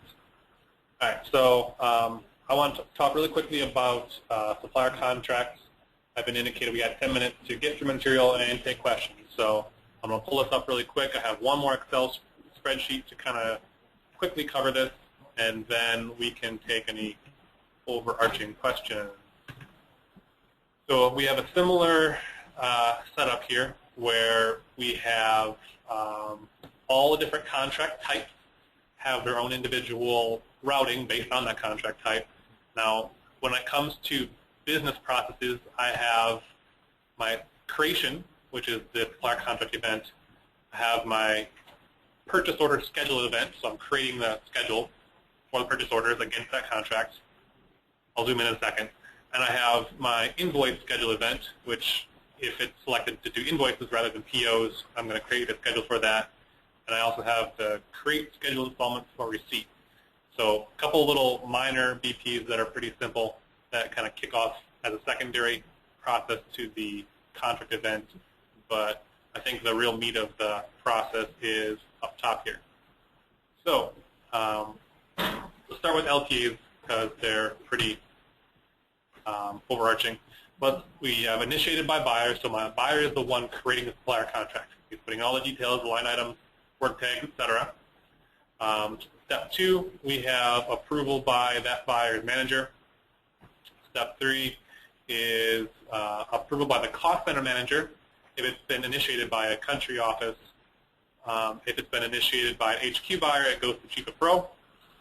And then we have some to-do steps here to get the supplier contract signed by the ministry, and then attach that by the supplier, and then get that supplier contract attached as a PDF in Workday. And then really quick, I want to cover LOAs because it's the same as PSAs, and that's applicable to what we're talking about.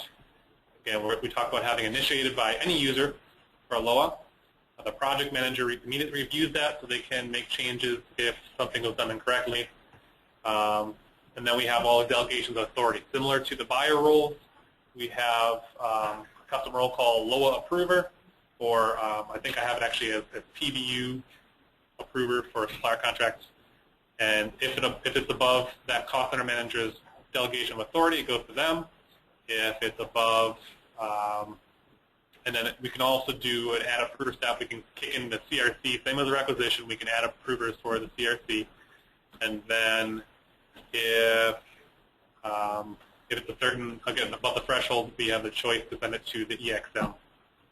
Finally, we have it reviewed by that same low approver as in step 3, so they can make any final changes that might have been indicated by the CRC. And then finally, we have the creation of the invoice schedule, which is that process down below we talked about. We've got LOAs, PSAs, we've got deliverable service contracts, building leases, and they're all similar. Lease is pretty simple. Are we good so far on our supplier contracts? I think everyone that has input into this document is present, and we should be on the same page. So that's going as planned. No changes to announce there. Other than that, that pretty much covers all of these. And then catalog load, again, we haven't really found any applicable use for that, so we can skip over that.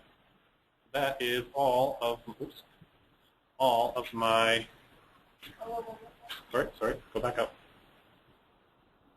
This is the last slide, so we can go ahead and take questions if we have any. What you said before, supplier is not do stuff that the supplier company does, right? So, yes, supplier contract event is the creation of the supplier contract itself. Okay. And then when I go to create the schedules for the POs or the invoices, that's the next 2. And then I also have a schedule for the installments for receipt, that's number 3. And then catalog is the end. So they're all kind of bundled into supplier contracts. They're not individual processes. Okay, any questions? It may not be catalog load, but Vinny just took off. The last discussion we had, it was my understanding that if a requisition or initiator tries to put something in that is not in a product catalog of one of the funds, that it won't let them do it. Did I understand that correctly from the other meeting, Vinny? And is that supplier a catalog load? So if my fund is not applicable for what are the two items I'm comparing? Fund. So we have a catalog list, or let's just say a product list, that each fund can procure for member states. Okay. Right? And our initiatives, particularly for us, which would be at the PWR level, it's a lot of change management process with 35 different countries. So is there a way, and per what I understood Vinny, to say that if we can set the system up so that if a product is requested that's outside of that list, it won't let them go through it, or it'll allow them to a different way. Right. So I think So those are custom validations, similar to what we talked about this morning. I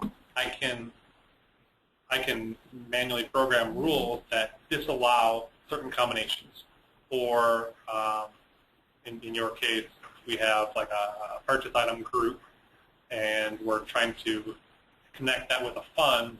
I should be able to take those two things, compare them, and say this is allowed with this fund, and not allowed with this fund because it belongs to a different purchase item group. So yes, I have custom validations. I don't have the specifics of that. I will probably need to do some follow-up, but those are rules that can be written. Now I do want to get those because not everything is accessible. Not all objects and fields can be pulled for custom validation. And supplier contract, But when you say product, are you referring to purchase item that we just talked about a few minutes ago? Yeah. Okay. Just making sure. So, one more. We're not talking about supplier contracts. We're talking about just price, price estimates, purchase requisitions. Okay, right. So, yeah, we have a lot more control over price estimates and requisitions and purchase orders than I do over contracts because the validations are more fleshed out. But yeah, that's something I need to write those in. So just let us know what it is that needs to be provided so that can be done, and we'll be, that's a huge functionality. I think. Sure. Thank you. Follow-up question? Yes.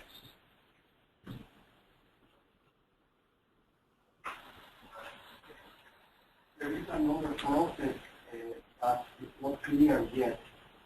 There is a delegation of authority issue that all maybe it's not updated in the e-manual, but it was delivered to us as administrators, and we are well applied to say that there is a local review committee for COT. So it's a step in all of the procurement process. But I don't see any in the So I heard, is it similar to our CRC? It says that up to a certain threshold, it should be a local CRC. Nevertheless, it comes here to the headquarters CRC. Okay. So there is another step in the country office. So which contract type specifically are you talking about? For LPAs? No. Every contract. Every contract, okay. Every contract. So in cases right here where I'm looking at add approver, I can select, I do need the list of people predetermined, but I can select and add additional people for approval. That's the functionality we've used to address the CRC and additional approval steps. I'm not sure, but in a different step of the approval, because the CRC reviews the process and then it has to send to the PWR to approve. So I'm not sure it's the same step. Okay. So I do want to look further into that and make sure that we have that covered. I think that would be a really good item. We need to add it to the log for the solutions review outstanding items. If I may, actually, in headquarters we have the CRC. The country office has a local CRC. The process is similar. We have been discussing it. There's actually an approval process. It's going to be part of change management and training and a whole bunch of other things that are coming together with the way CRC and local CRC will be done. So these have already been considered as part of the package. And here, of course, we have no way to test it. But if we get into the actual testing of this thing, we'll see that the functionality is similar to our CRC. And actually, it's built in within the delegations of authority that if the country office has within their limits, it will be a local CRC. If it goes beyond the limits, it will jump to headquarters, so we can do the review. So it's all part of the same, everything that you're looking at is not detailed, but so you know that we are looking at these permutations for country office, we're here, and the processes, we're trying to maintain them standard across the board. So we don't want something that happens here that happens differently in country offices unless it's just an absolute necessity. And this, we just mentioned section 1 of the law package that we are looking at with regards to all the functionality. And just that, within the corporate procurement CP, it was the distinction. Again, as we said, it's the same thing. We just may, depends on where it's happening, it will be LTRT or LTRT. Right. Okay. All right. If there are no more questions. The local CRC will be able to send report in the case of lower. We will get that report coming to you, for example, right?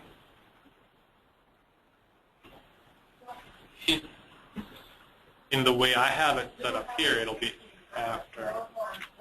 No, you're good. Let me. Right.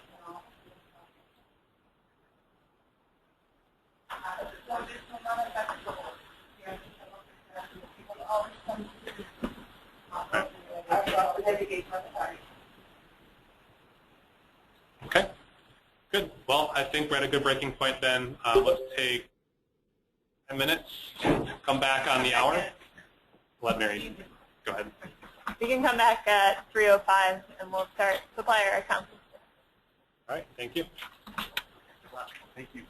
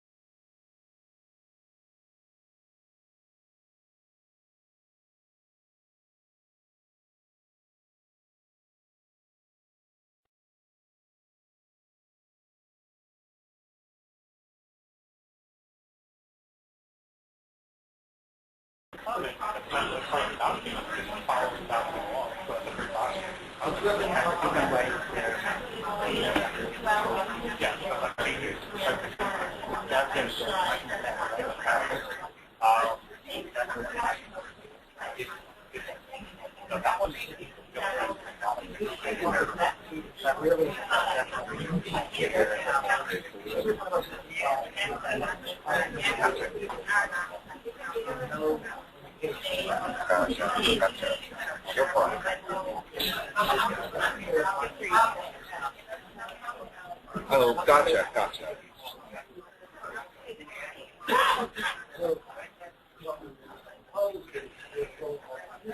Don't forget your phone.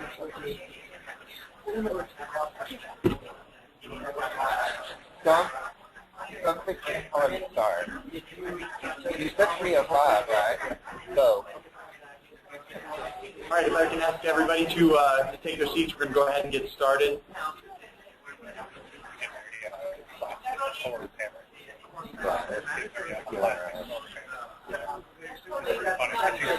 Okay. All right, everybody. So we made it to the last session of the day. We're going to be continuing to talk about the configuration portion of our solutions review for supplier accounts. For those of you who do not know me, my name is Corey Engler, and I'm the lead for supplier accounts. And for those of you who can't tell the difference between Brad and I, again, I'm Corey.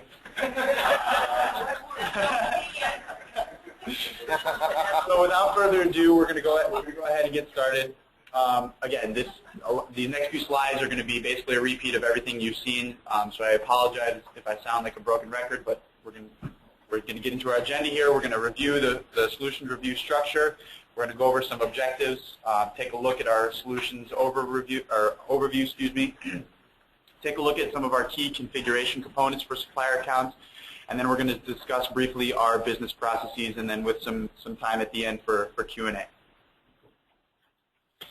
Again, you've seen this, many of you have been in these sessions all week, you've seen this slide, I'll hit it very quickly. Again, solutions review is just to give us the chance to kind of show all of you what we've done in the tenant so far, put the system in front of you so you can see the work we've done over the last few months.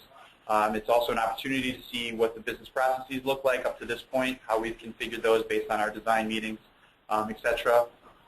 And again, just an opportunity for us to start transferring some of that knowledge that we have onto you guys as we move forward through testing and things like that. Solutions review is not, obviously to make changes to things we've already done, etc. We've seen this before, so we can move on past this. Again, we want you to definitely be taking notes during these sessions. It's going to be really important because, like we've said, we're keeping a solutions review log to log additional things that we need to follow up on in meetings, etc. So definitely be taking notes, and if we could hold the questions until the end, that would be great, and we want to try and avoid the what-if scenarios. You guys did a really great job of doing that during Brad's session, so I would ask the same for mine. And yeah, just again, take notes. And just the key thing on this slide is to remember this isn't the final configuration. This is just what we've done up to this point. We are aware that there's still some outstanding things, some additional meetings and discussions that I need to have with various people in the room. So with that understanding, we can go ahead and start getting into the objectives here. Once again, just want to build an understanding of the configuration of the design and just start doing some validations on that. Demonstrate some of the maintenance and how we can change the things that we have done. And at a very, very high level, start looking at the business processes up to this point. Okay, so you just saw this diagram for Brad's procurement session, but basically this is the overview of the procure-to-pay process within Workday. And basically these grayed out boxes here represent the procurement process, which Brad just went over a little bit ago, and what you'll see is the supplier accounts portion really takes over here in blue, where the supplier invoices are created, and subsequently then this is where the match process will start to take place, and I'm going to discuss this in a little bit here. And then after that, after these two blue boxes here is where the settlement portion will take in, and that's Richard's area, which we'll be discussing tomorrow. So again, you just saw this diagram, but here's where I take over. So now I want to get into the key configuration components, starting with suppliers. So suppliers, you might know them as vendors. They basically are entities from which goods and services are procured. So currently we've converted 47 suppliers, which I know doesn't sound like a lot, but there's a lot of complexities with the addresses based on the different countries. So that's how many we were able to get in thus far. We're going to continue that conversion process over the next build, and I'm going to be leading that, and Mason is also going to be helping me with that. So before I jump into the tenant, I quickly want to talk about supplier hierarchies. Basically, these are hierarchies for suppliers that can be assigned for ease of use and finding suppliers, as well as there's some additional reporting and routing capabilities in there. Prior to Workday 24, this was heavily used because suppliers did not have the ability to have multiple remit-to addresses. And so prior to Workday 24, this functionality was used to set up basically a parent-child relationship for suppliers. Now with Workday 24, each supplier can have multiple remit-to addresses, but they've kept the ability to basically put in that hierarchical structure, so you can still set up that parent-child relationship for your supplier records. So I'm going to go ahead and just basically jump into the tenant and show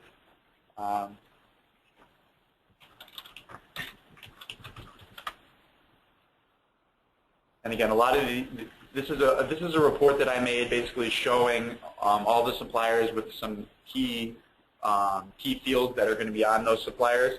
Again, I'm going to talk about these individually, but I kind of just wanted to, show you that there are 47 suppliers in here. It's got the addresses all set up with the various reference IDs. Again, I'm going to be talking about each of these fields individually, but I kind of wanted to just show you that I made this report to kind of see all the supplier records on one screen. And this will be helpful going forward for validation and testing and things like that. So.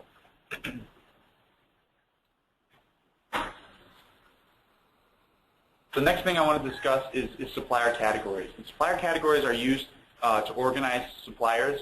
You can also use supplier categories for reporting and routing purposes.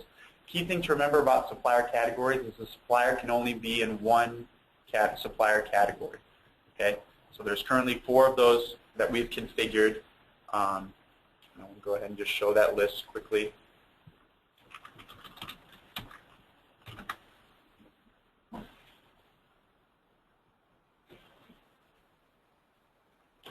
So as you can see here, we have 4 supplier categories identified at this time: commercial, individual, non-commercial entity, and then PAHO interoffice. And again, these are just maintained here in a little table where you can click this plus sign and very easily add them in here and remove them as necessary. So jumping back into the deck here,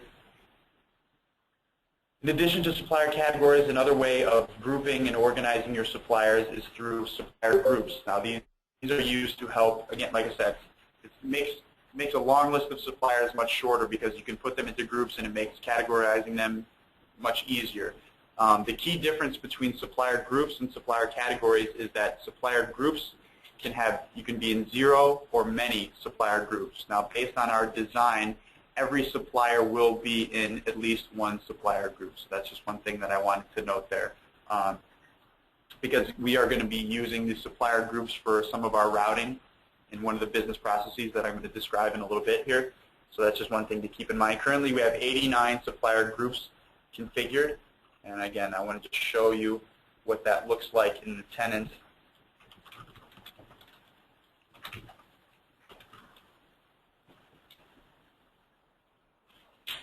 Again, it's a similar table. You'll notice we have a lot of supplier groups based on countries, and so that's where that routing is going to come in. Again, we're going to talk about this in a little bit, but you'll see there's 89 of them in here. There's plenty of values for a lot of different countries and regions and things like that. So again, it's just as simple as clicking this plus sign here to add them, and you can remove them if they're not being used. So.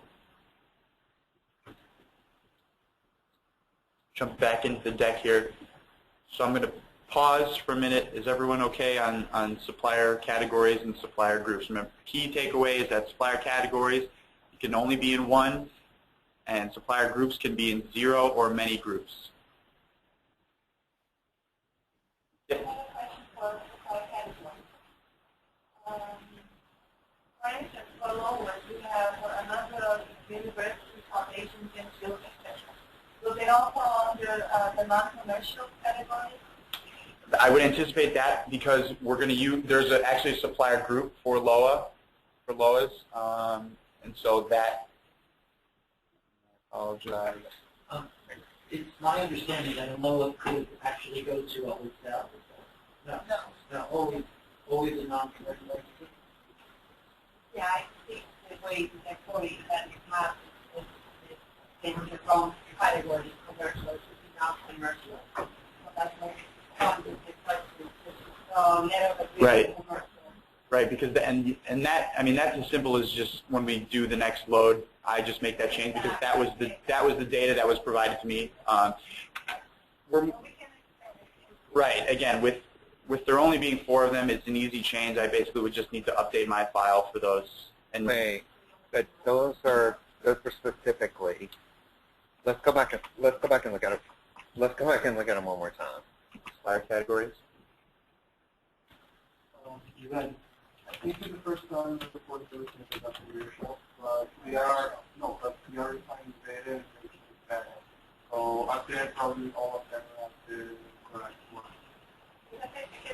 commercial, I'm okay, but commercial, we are not commercial. I think we should be about it. Yes, we will. We're But just the first roll. So we will have another roll, and it will be good.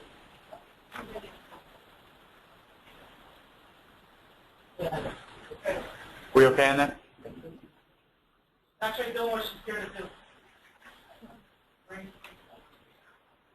Right, and again, it's an iterative process converting suppliers, so we realize that how they are in here is probably not how they're going to be when we make it to production. So it's just part of the process, doing these various mapping exercises. So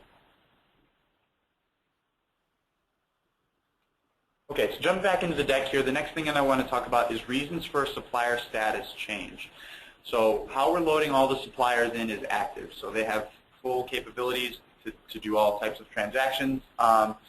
In the event that a supplier status needs to be changed, there's a list of reasons as to why you're changing the status. So why are we putting this status on inactive? Why are we putting this supplier status on hold? So there's currently 6 of these reasons configured in the tenant, and so I want to just briefly show those. Again, it's going to be in a maintainable table.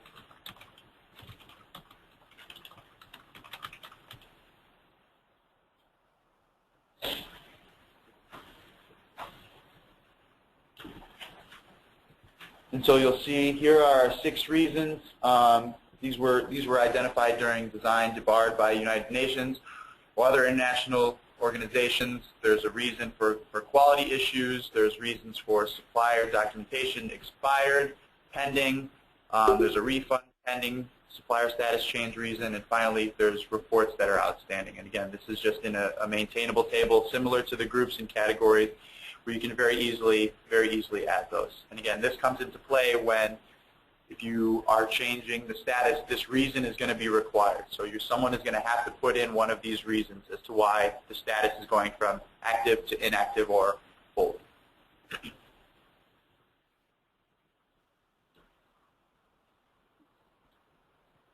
The next item is actually shared between spend and the revenue side, and this is invoice adjustment reasons.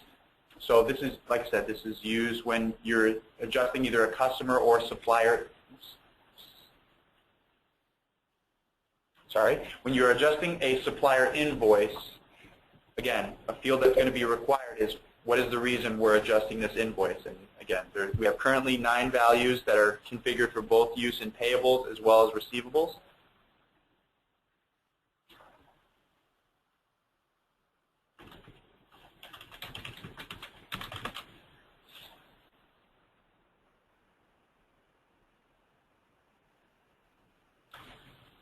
And so you'll see some of the values that we have here. There's additional charges, damaged goods, there's a duplicate invoice that exists, other terms, there's a price adjustment that needs to be made, quality issue, there's a problem with the quantity shipped, the wrong item shipped. And again, you'll see that there's check boxes here for payables and receivables use.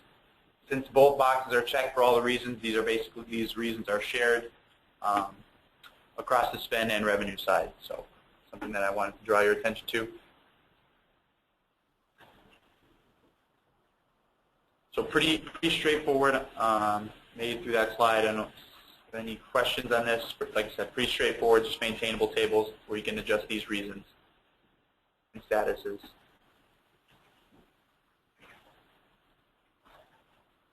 Going off of some additional reasons, there's return reasons, and again, when you're creating a return within Workday, it becomes a mandatory field that we need to populate with the return reason, and this is a configurable table just like many of the things that I just showed. And the interesting thing about return reasons is that based on how you configure it, you can have the return reason that you select trigger an automatic invoice adjustment. So if I pick a certain return reason, it can trigger an invoice adjustment. I don't believe we have any that are configured that way, but just something I wanted to draw your attention to. There are 7 current return reasons that we have identified.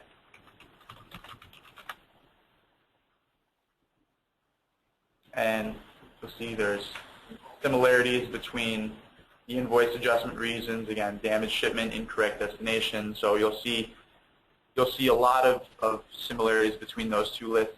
Again, here is where If I were to check this box, it would automatically kick in so that invoice should be adjusted. Again, we don't have them currently configured that way, but that is something unique about these.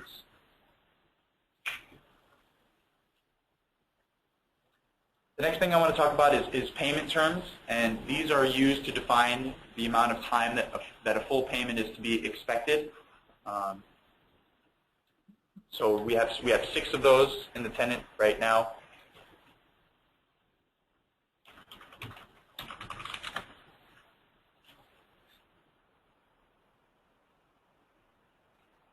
So here are our 6 values for the payment terms. You see 210, net 2%, net 10, 30. There's one for advance payment, immediate, net 10, net 30, and net 60. So pretty standard list here. Again, these are maintainable, similar to categories and groups. We just maintain them in this table within Workday. So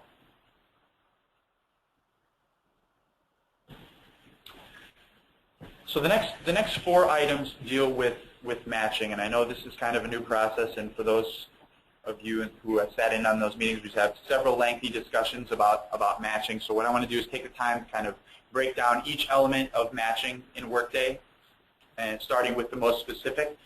So the most specific item within matching are supplier accounts match condition rules. So basically these are the logical statements and operators that are configured to determine not only what documents are being matched and what are the acceptable tolerances based on how you configure them. So these are, like I said, this is the actual logic that's in the system deciding, okay, what are the documents that I'm comparing and what are the tolerances? Are we basing this on a percentage? Are we basing this on a certain amount? So that's what these condition rules are doing.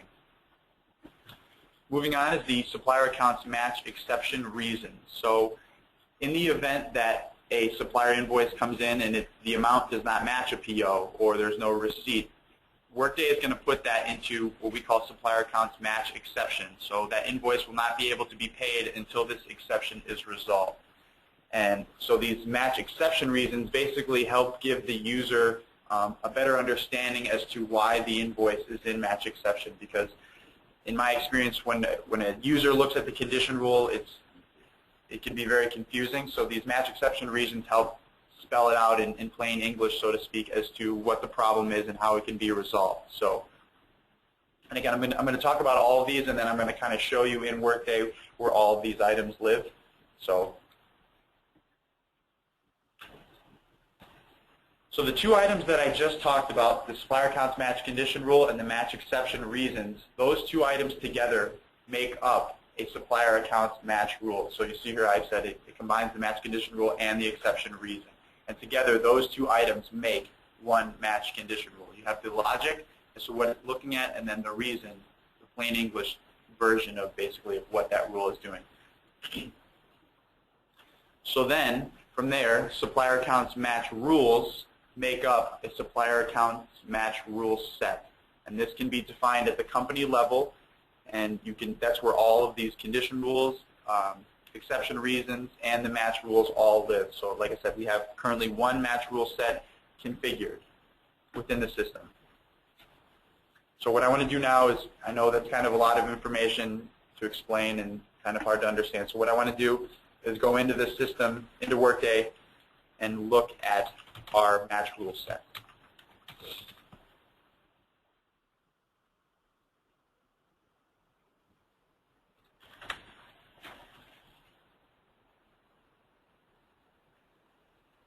So see, here is our match rule set.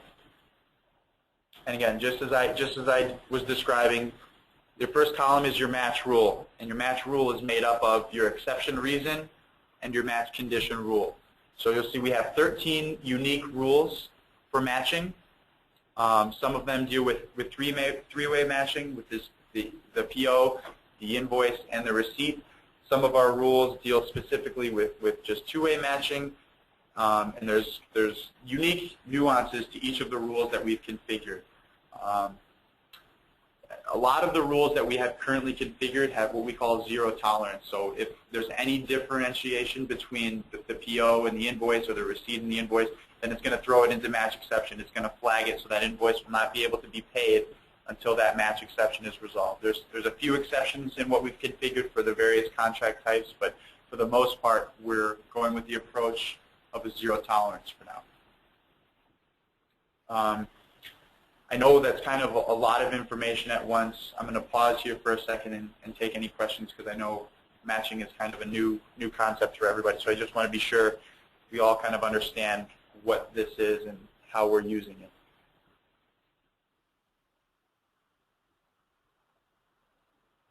And that's okay. We'll move on for now. And if you think of any questions, again, I'm going to take some questions at the end. So basically how these match rules are basically they're in several of the business processes on the spend side, and so basically when those transactions are kicked off, the match process is running in the background to kind of go down this list of rules here and kind of determine, okay, did it pass this rule, did it pass this rule, did it pass this rule? So that's basically how it's working. It's its own business process, but it's for the most part going on in the background behind the scenes while other spend transactions are taking place. So just a little bit more information on that. The next thing we have here are supplier accounts match override reason. So basically in the event that an invoice is thrown into match exception because it violated one of the match rules that I just showed, certain users will have the opportunity to bypass this and basically override the match exception to say, well, I realize that this invoice is in match exception, but we need it to be paid, so I'm going to initiate another business process, which is the match override. So basically, when you do that, another field that becomes required is in override reason. So similarly to what we saw with invoice adjustment reasons, return reasons, the user is going to need to populate, okay, why are we overriding this invoice? Why are we bypassing all these rules that we have created? So based on our design, we don't anticipate this happening a lot, but obviously there's going to be a situation where something's going to need to be overridden. So we're going to need to configure some of these reasons. Currently, we only have 2 values because, again, we don't anticipate this happening a lot.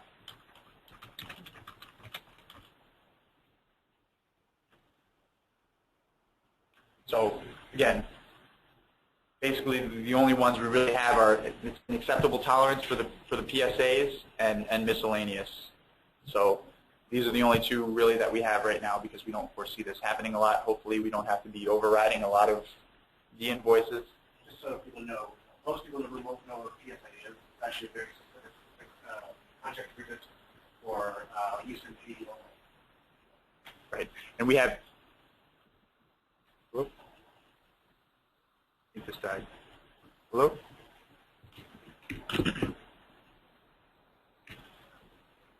It's dead.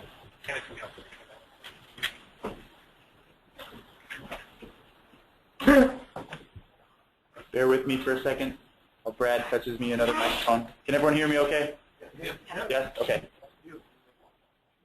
So Ian, thank you for your input on that. Again, we've configured certain match rules for various contract types because, again, those don't necessarily apply to all the other match rules. So we tried to pull some of those out to have their own set of match rules. So that was one of the scenarios that Ian was talking about.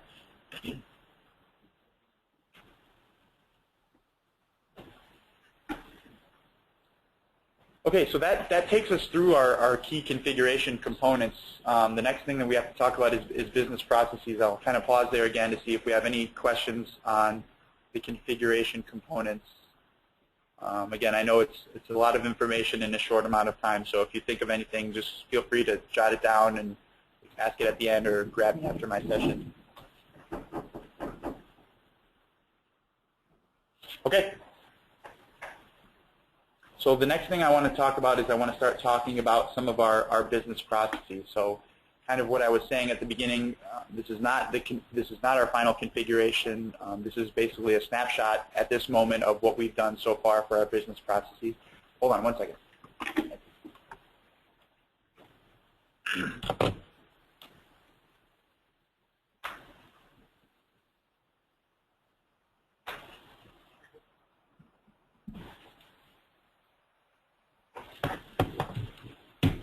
Okay, oh, there we go, much better.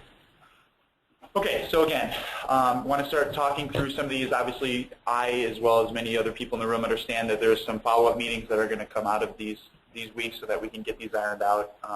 Like Brad said, May 8th is when we really need to have these all ironed out, polished, and basically finalized. So we're going to, be on a time crunch, but I know with the folks in the room that we'll be able to make this happen. So the first one I want to talk about is the supplier event. So the supplier event is basically the process of getting a supplier created and approved in Workday. So when a user goes in to create a supplier, who does that get routed to? How does that get routed? So I'm going to hop into the tenant so I can show you.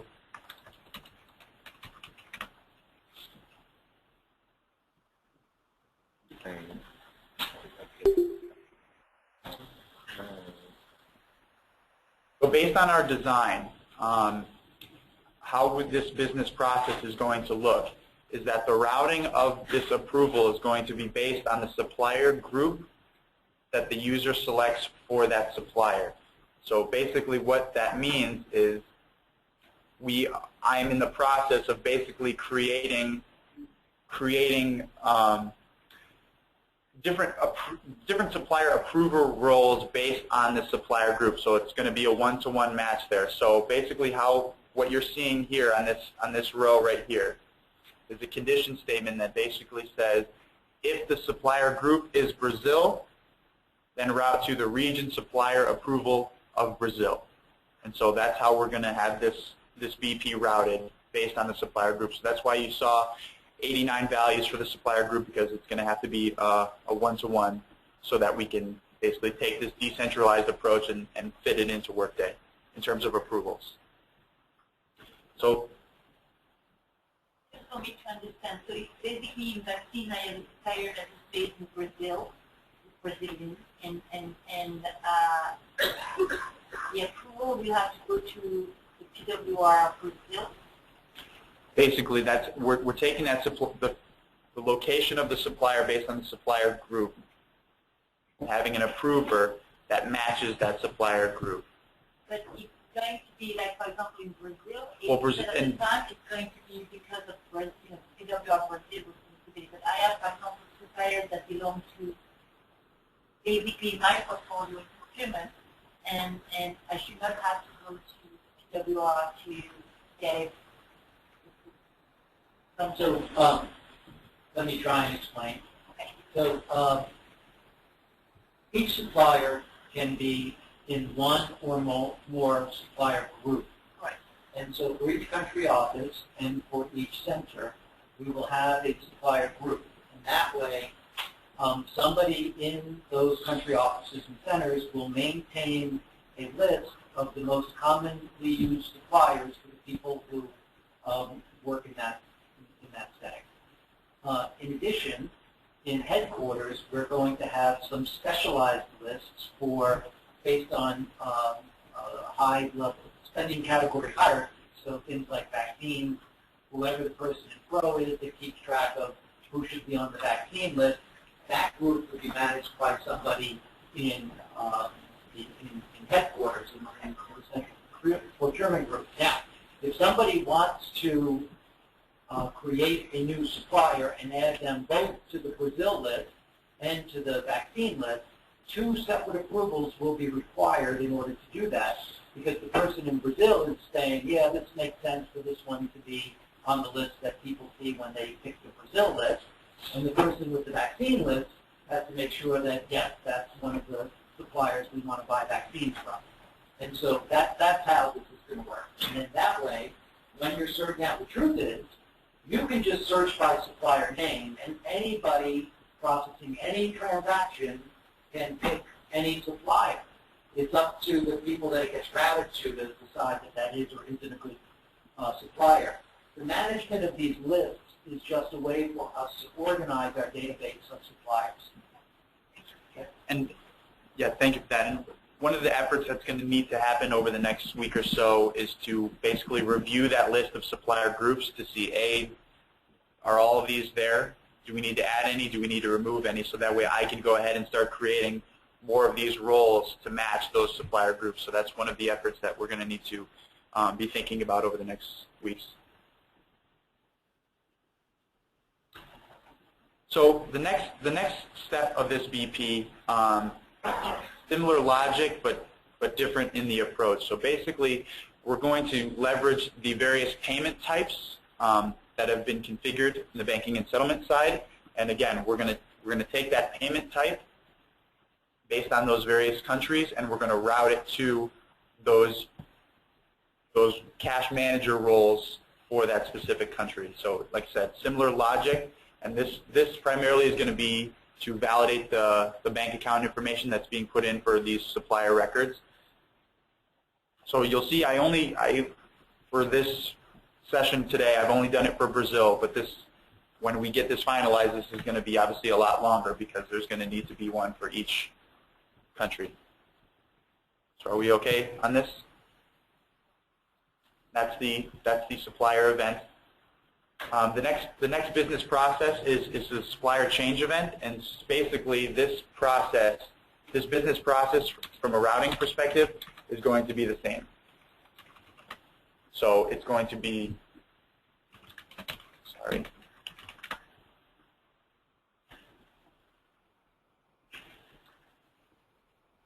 So basically, it's going to look at those supplier groups again, and then those payment types to do that routing for approvals when a supplier is changed. So those two business processes are going to be identical. The next business process that I want to discuss is the supplier invoice event. Now,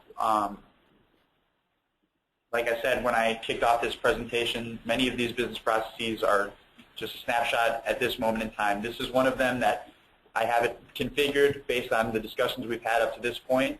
There's some additional items that are going to need to go in here that are going to have to piggyback off of what Brad has been doing for the supplier contract side. And so these are upcoming meetings and conversations that are going to need to be had so that we can get this business process completely ironed out. So I just wanted to preface that before I showed it, because again, it's going to look very basic right now.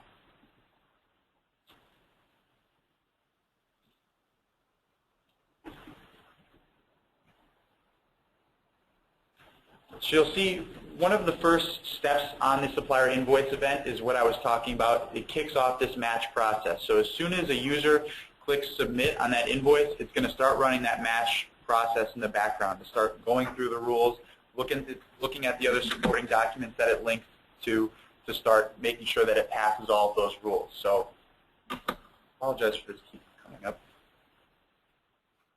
So this isn't actually an approval. It's just a step that's kicked off, that's basically running parallel at the same time as the supplier invoice BP.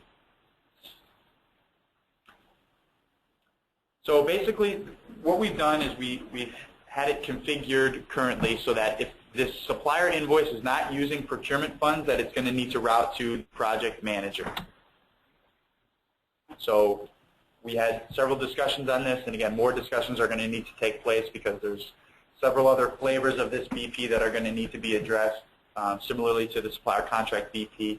So just that's what it is for right now. And then again, any intercompany things, there's also a step in there for that to initiate the intercompany event.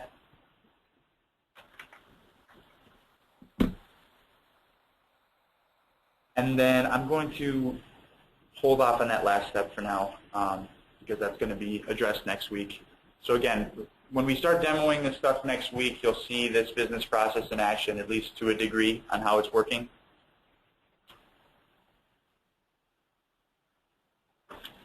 So the next two deal with matching, and so again, what you just saw is that there's a step on this BP that basically starts that match process, but again, that's basically kicking off another business process to run parallel at the same time. So what I want to show you.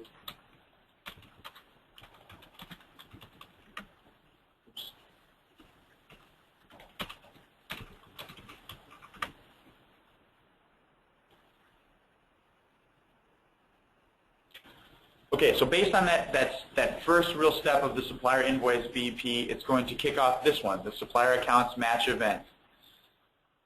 And so what this is going to do, it's going to run that match process, and by running that, it's going to start going down the list of those rules that I showed you earlier. And so based on our design, the key issue with this BP is that we weren't sure who was going to have to resolve these match exceptions, because obviously there's different flavors, there's different rules for different contract types and things like that. So we spent a good amount of time deciding who was going to ultimately resolve the match exception so that we can get these invoices paid. And so what we agreed upon is that we want the routing to go based on the match rule that it's violating. So you'll see here in this first step, if it's violating this three-way match rule with the invoice and the receipt quantity, then we're going to have the project manager basically review the invoices that are in exception and get this resolved. The next step underneath here is if it violates the two-way match process with the PO. You'll see here, the total is greater than the PO. If the invoice total is greater than the PO total, then we're going to have the region buyer basically resolve this process, or this invoice.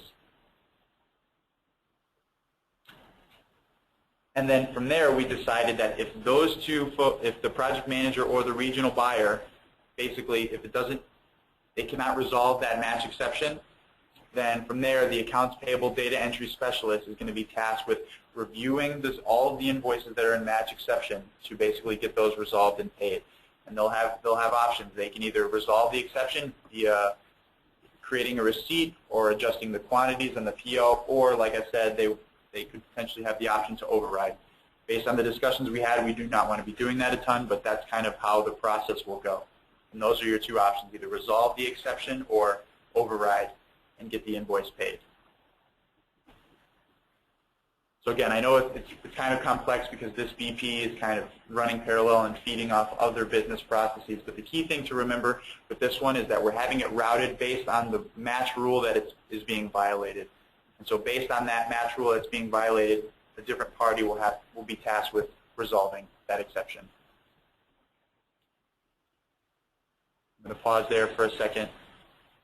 I know that's a lot of information. Yes?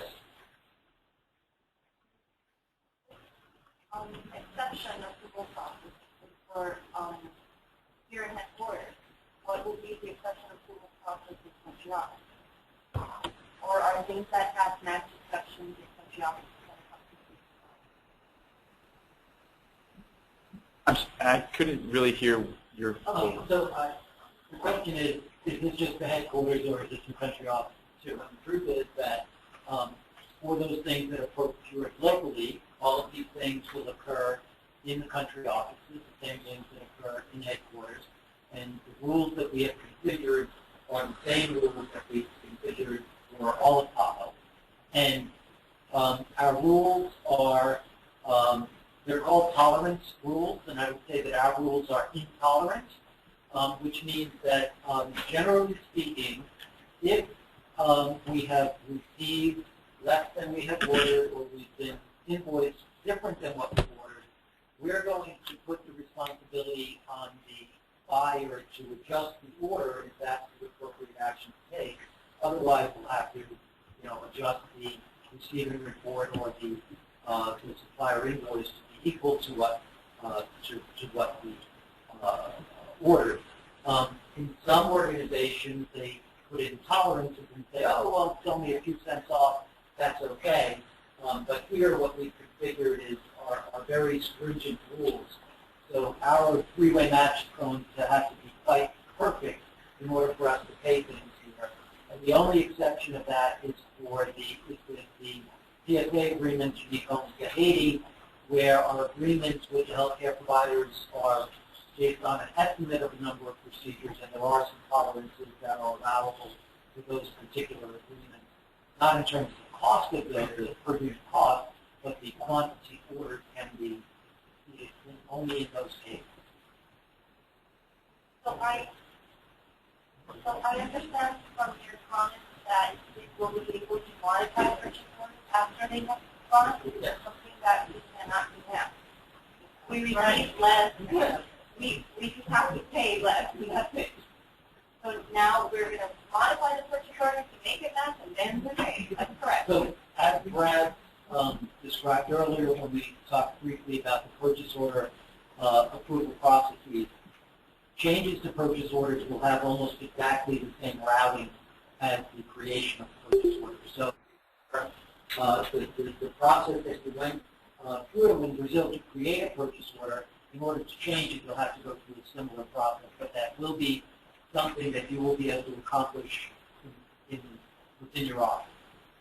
Say that the order sent off the book, say something, and we received 9, so we're only going to pay 9. Does it make sense to do the whole process to modify the purchase order instead of paying the 9? You can pay for 9 without. It's usually when you quote above Oh, okay. Okay. Right. So the time when you'll have to change the order is, and if after you pay for 9, if you decide you don't want to wait for the other one, you can cancel the order too. But if you ordered, if they were, $10.43 and they came in at $10.45, and I'm not talking about currency fluctuation in whatever currency you ordered, there is no tolerance for a slightly different price. You have to go in and change the price. Yes. I don't know if this is an expression, but what happened in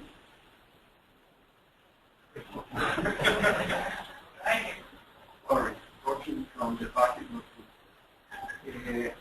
the most of our procurement process are gone through long-term agreements. So I'm thinking that most of our processes we will be doing that in a session. We have all our logistics to our outsourcing enterprise also, for instance, when we procure tickets and tickets. And now we're increasing the amount of long-term agreements. I'm just thinking that the process has been gone into one buy and finish that buy. But the long-term agreement does not end, and you buy according to a budget. And each time you pay and the invoice comes, you will have to do an adjustment like this. So the process becomes a little bit more complicated. For instance, if we procure the service or the logistics for an event, an assembly or something like that, we do a budget for 500 people, but it was just 400, 600. We have the final number. So I don't see clear using the. So let me see if I can help you with that. So the long-term agreement is a contract type that is set up such that every time I want to order something, I create a purchase order.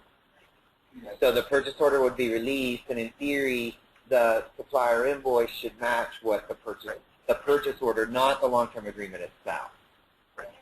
So you should be matching. So your matching process should be against the purchase order in that particular scenario that you talked about. Yes, but anyway, each purchase order you have to do the process of this kind of adjustment and an inspection.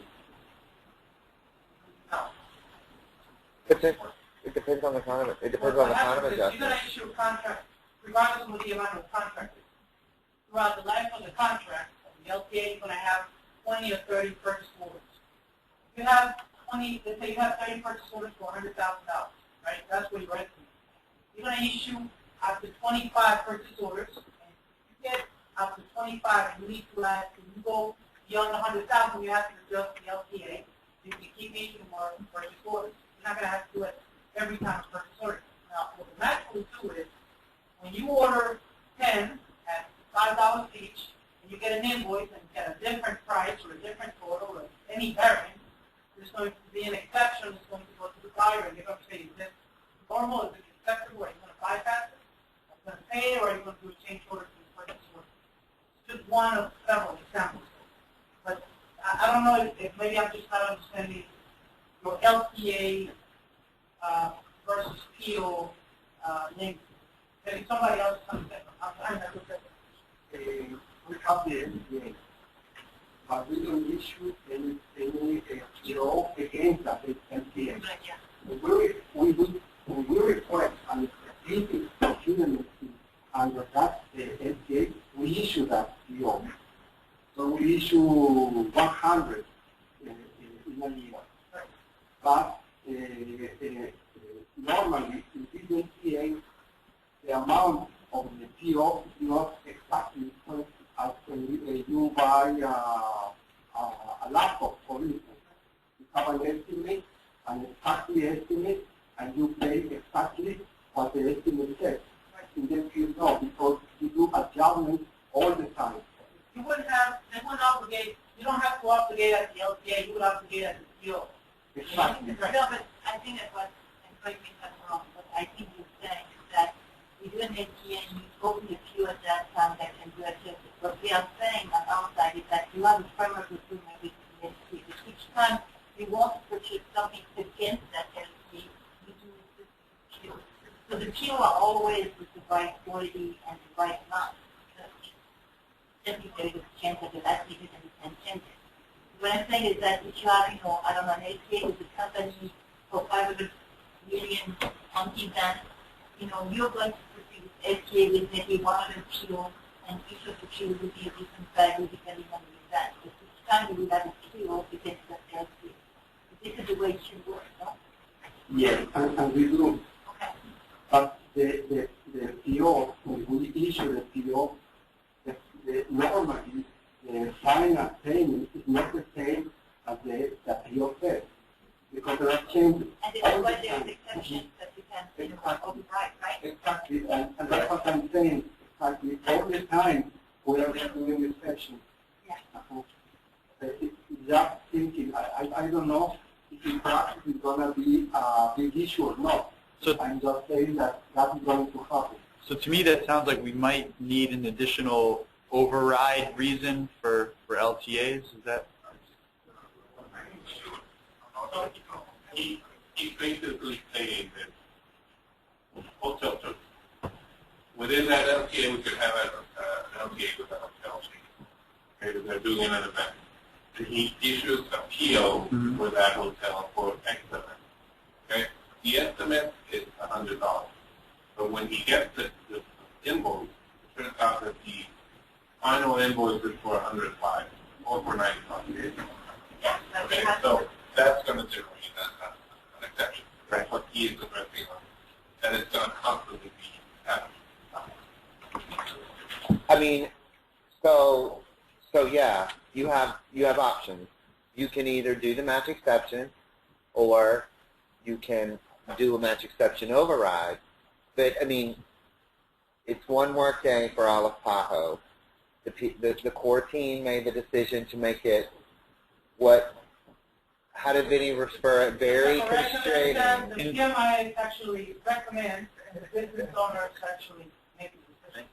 Right. So the original recommendation internally was that it be this tight, and I can't glean from what you're saying if you're saying it's too tight, or you want to know what the options is to get around the tightness. Does that make sense? Because you have options. You can either you can override the exception, or you can change the PO and make it match. At the moment, I'm just saying that for us, it's going to be a constant, not an exception. That will be our normal week of business. When we start doing that with bad or good, we will do. Right. Good. Right. Gotcha. But I agree with you. Is that's an exception reason? I mean, Right. That's potentially Right. That's potentially an option. Right. I mean, In the event that we're going to leave that invoice in exception, say, okay, it's fine that it doesn't match, we're going to go ahead and override it. That, to me, what I was saying is that in the event that the situation you described where we're going to say, okay, we're going to go ahead and override it, then we would probably want a reason there. That way a user could see, oh, this was an LTA, we know that has this type of thing happens. So that's why I said that initially. So. No, maybe I'm thinking a little bit better and maybe better, because for instance, when we do an example, purchase order for a hotel for 10 people, and the fee of 12, and we have to pay. In the actual case, we have another purchase order, and there are actually 48. So to have an override anticipation match that overpayment, so it would be good. Now, but just I'm thinking in the possibility. Right. Right. One question. The override will be when, or the match exception will be when the amount is higher, correct? If the amount is less than the PO said, we can just pay it without doing the match exception. No, you still need a match exception, just that you're going to override and pay it anyway. Now,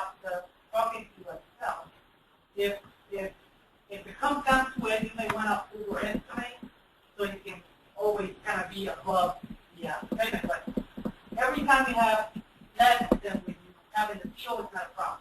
But when you have more than the PO, We configured these rules, dual values say less is okay. Right. But we were told that only equal is okay. So we, again, I described them tolerances as intolerant. Anthony, I didn't say, okay, what say if it's less, it will go to an exception rule which the buyer will make a decision. No. It's only if it's more. And you configured it that way. The way, yeah. Right. But anyway, we're going to have to revisit this Right. particular match rule. And again, the reason why we're here is to have this discussion and to bring these things up. So we'll take a look. Right now, we're still talking about purchase orders and our service contracts, but there are things that we pay that we don't pay out of purchase order or out of contract. For example, utilities. What's going to happen with those? So the matching is really looking at just those scenarios with POs and things that are being received. And so are you concerned with those types of just one-off invoices being hung up in exception? So what I'm saying is we don't make purchase orders or contracts for utilities, right? Right. So there's usually contracts out of purchase. So how are we going to pay those? So do you obligate? How do you obligate for those? We make one obligation for each year based on our estimate, and every month we pay the bill directly from the obligation. So our recommendation for that was to create a supplier contract, and there's a contract type already set up for that. So to create a supplier contract for those and pay against that contract. It doesn't necessarily have to be, remember the supplier contract does not have to be a hard and fast contract that's going to somebody.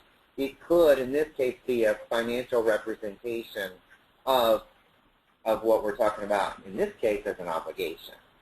But the way you do things now with these, what I call generic obligations, that's a lot of work if you want to keep doing it that way.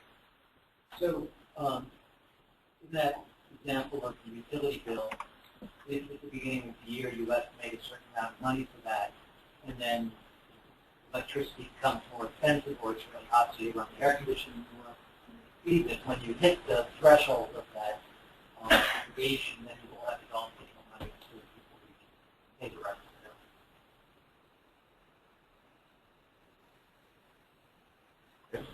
the bill. I mean, I'm totally expecting that to be a test scenario where you go create that kind of thing, and you go see how it's obligated, and then you could represent your monthly. Utility is a great example, because that's like a monthly schedule that you're.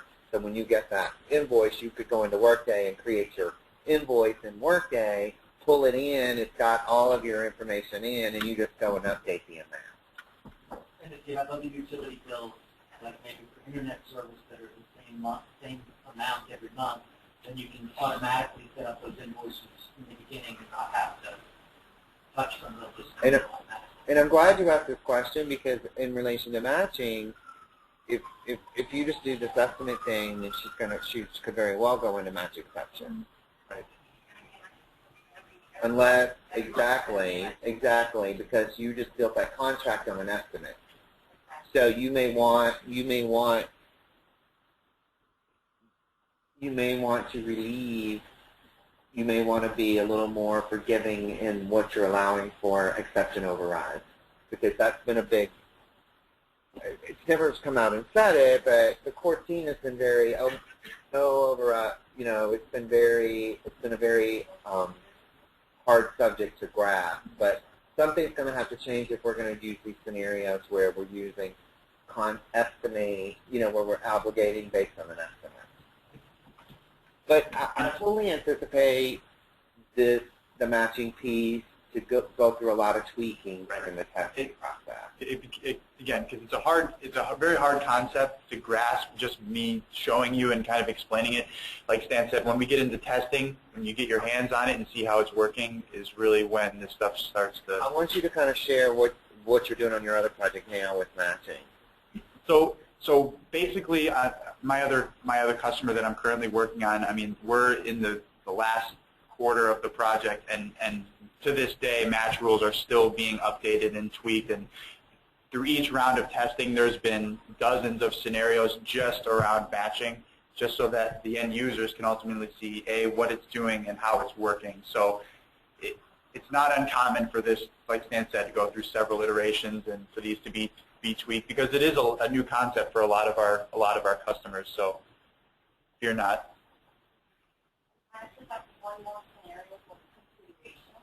So small ticket items that we pay directly out of obligations that we usually pay via petty cash. So those things, and these are obligations that we pay to different vendors. So, and we don't have the time to make a $30 purchase order before we go out and get $3 of photocopies. So there needs to be a way that we can continue to make these small payments without having to make an obligation and purchase order for them. Right. Right. It's something to know. Okay. I wanted to add that I actually have a whole week of payments that we make here in 6 quarters that do not require purchase order. I was planning on bringing those next. So I think all that will apply to you as well.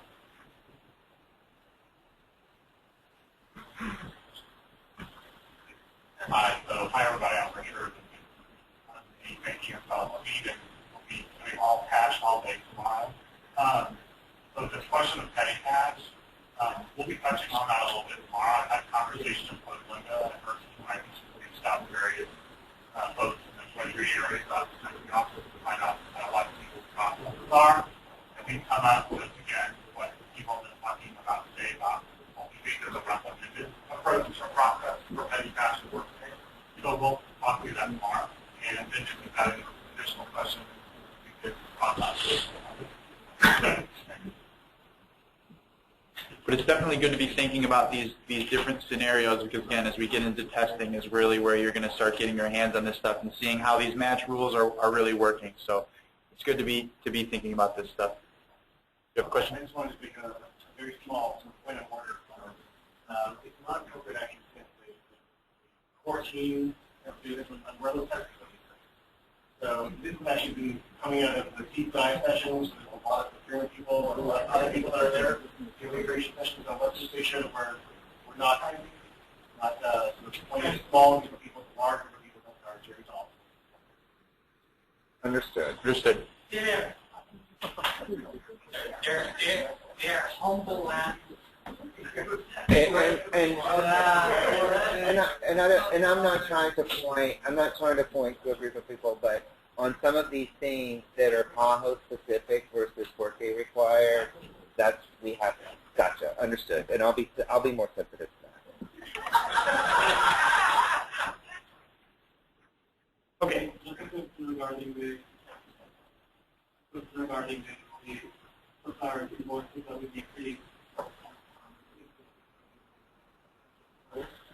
What would happen at the end of the year if we have, let's say, $2,000 left in terms of supplier invoices that have not been paid?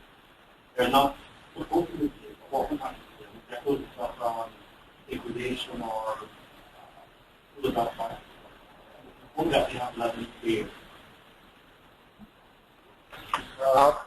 I'll take that. So you're saying, do you mean specifically that I have purchase orders that are obligated, or are these purchase orders that have been received but not paid, or? I'm actually referring to things, for example, they used to be, so we're estimating to pay $100,000 for the year. But the actual bill for the year is only about $90,000. So we would have $10,000 left. What would happen to that? In that particular scenario, what I would do is amend the contract down to 0, the remaining down to 0. So we're not really going to experience this until December of 2016. But there's a process in Workday called PO rollover. And basically what that does is examines all of your open purchase orders as you're approaching the end of the year and figures out what, what's going to happen to them. Are you just going to close them, or are you going to roll them over next year? If you roll them over, do they come with their money or not? So, but because we are converting for go live from the legacy system into Workday, we're not going to be exercising that process until after we go live. Okay. So again, matching is going to be something that's going to be developed through the life of the project. Again, it's something that's going to be ever-changing, so it's good that we're bringing these things up because it's going to start coming to light during testing. So the next thing is prepaid spend amortization. And so what I want to preface before I talk about these is that we're really going to show how this works next week when we do our end-to-end. So kind of what I just want to talk about in this session is just the business processes around those. So in Workday, you can basically amortize spend over a set amount of time. You can define it on a whole bunch of different things, by amount, by certain dates, and you can create a schedule for that so that the amortizations hit, like I said, based on a certain date with different amounts, and it can be all customized. And that in itself is its own business process. So then from there, when those installments are actually being amortized, there's a separate business process. There's a separate business process for that. So there's really two that make up the prepaid side, and it's the amortization schedule, creating the schedule of how we're going to amortize this spend, and then the actual event of that amortization. So I just want to briefly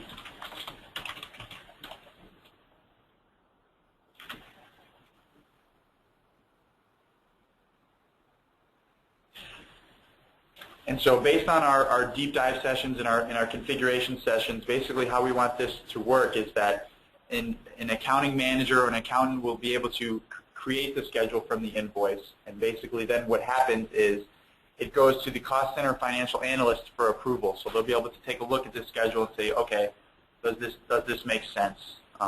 Is this how we want to do this? And then once that schedule is approved, from there the installments can then be created and ultimately amortized. And so what I want to show is just that last business process.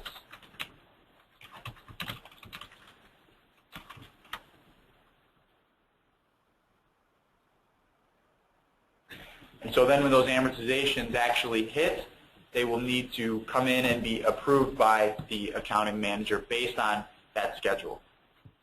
And again, this is all going to kind of make more sense next week when we really show this in the tenant how this is working. So I just kind of wanted to briefly discuss those two business processes around the prepaid spend amortization. And so that, for now, takes us through our business processes. Again, I'll say this, some of the business processes on there that I started talking about are going to need some additional follow-ups and some additional tweaks and things like that. So we're hoping to accomplish that over the next couple weeks so that we can make sure we have them all configured, polished, and pretty by the 8th of May. So I'll pause now for any questions. Again, I know that was a lot of information to kind of give in a short amount of time. So any last lingering questions? Again, I hope to answer any questions that you leave here with next week when we actually show more of the transactional side and how this stuff is working in Workday.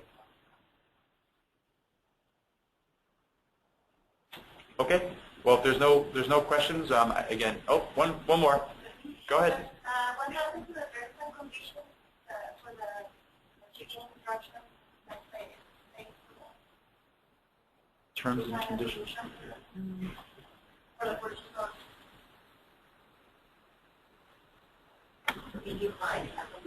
It's purchasing. Yeah, and that's okay. It's a valid question.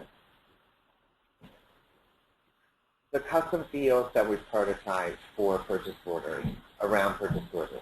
Right. So those can be tracked. I think, so, and tell me, procurement team,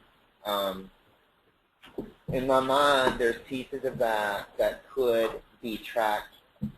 It's kind of going hand in hand with the decision regarding the freight forwarder.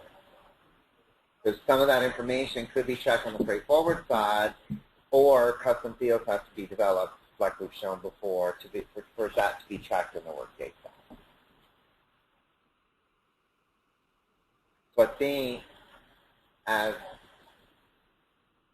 So I think worst case scenario is those will be fields that have to be custom fields on the workday side to be checked. That's where I think it is right now. It doesn't really have to be tracked. It's just the information for the landlord on how to proceed, what to send, what to provide in order to make it happen. Gotcha. Okay, well, I really appreciate everybody's time. I know this is long sitting through these sessions, so I appreciate your attention, and that's it for now. We'll see you next week. The high impact change discussion, and we still get the core team together for that? Yep. What was your answer?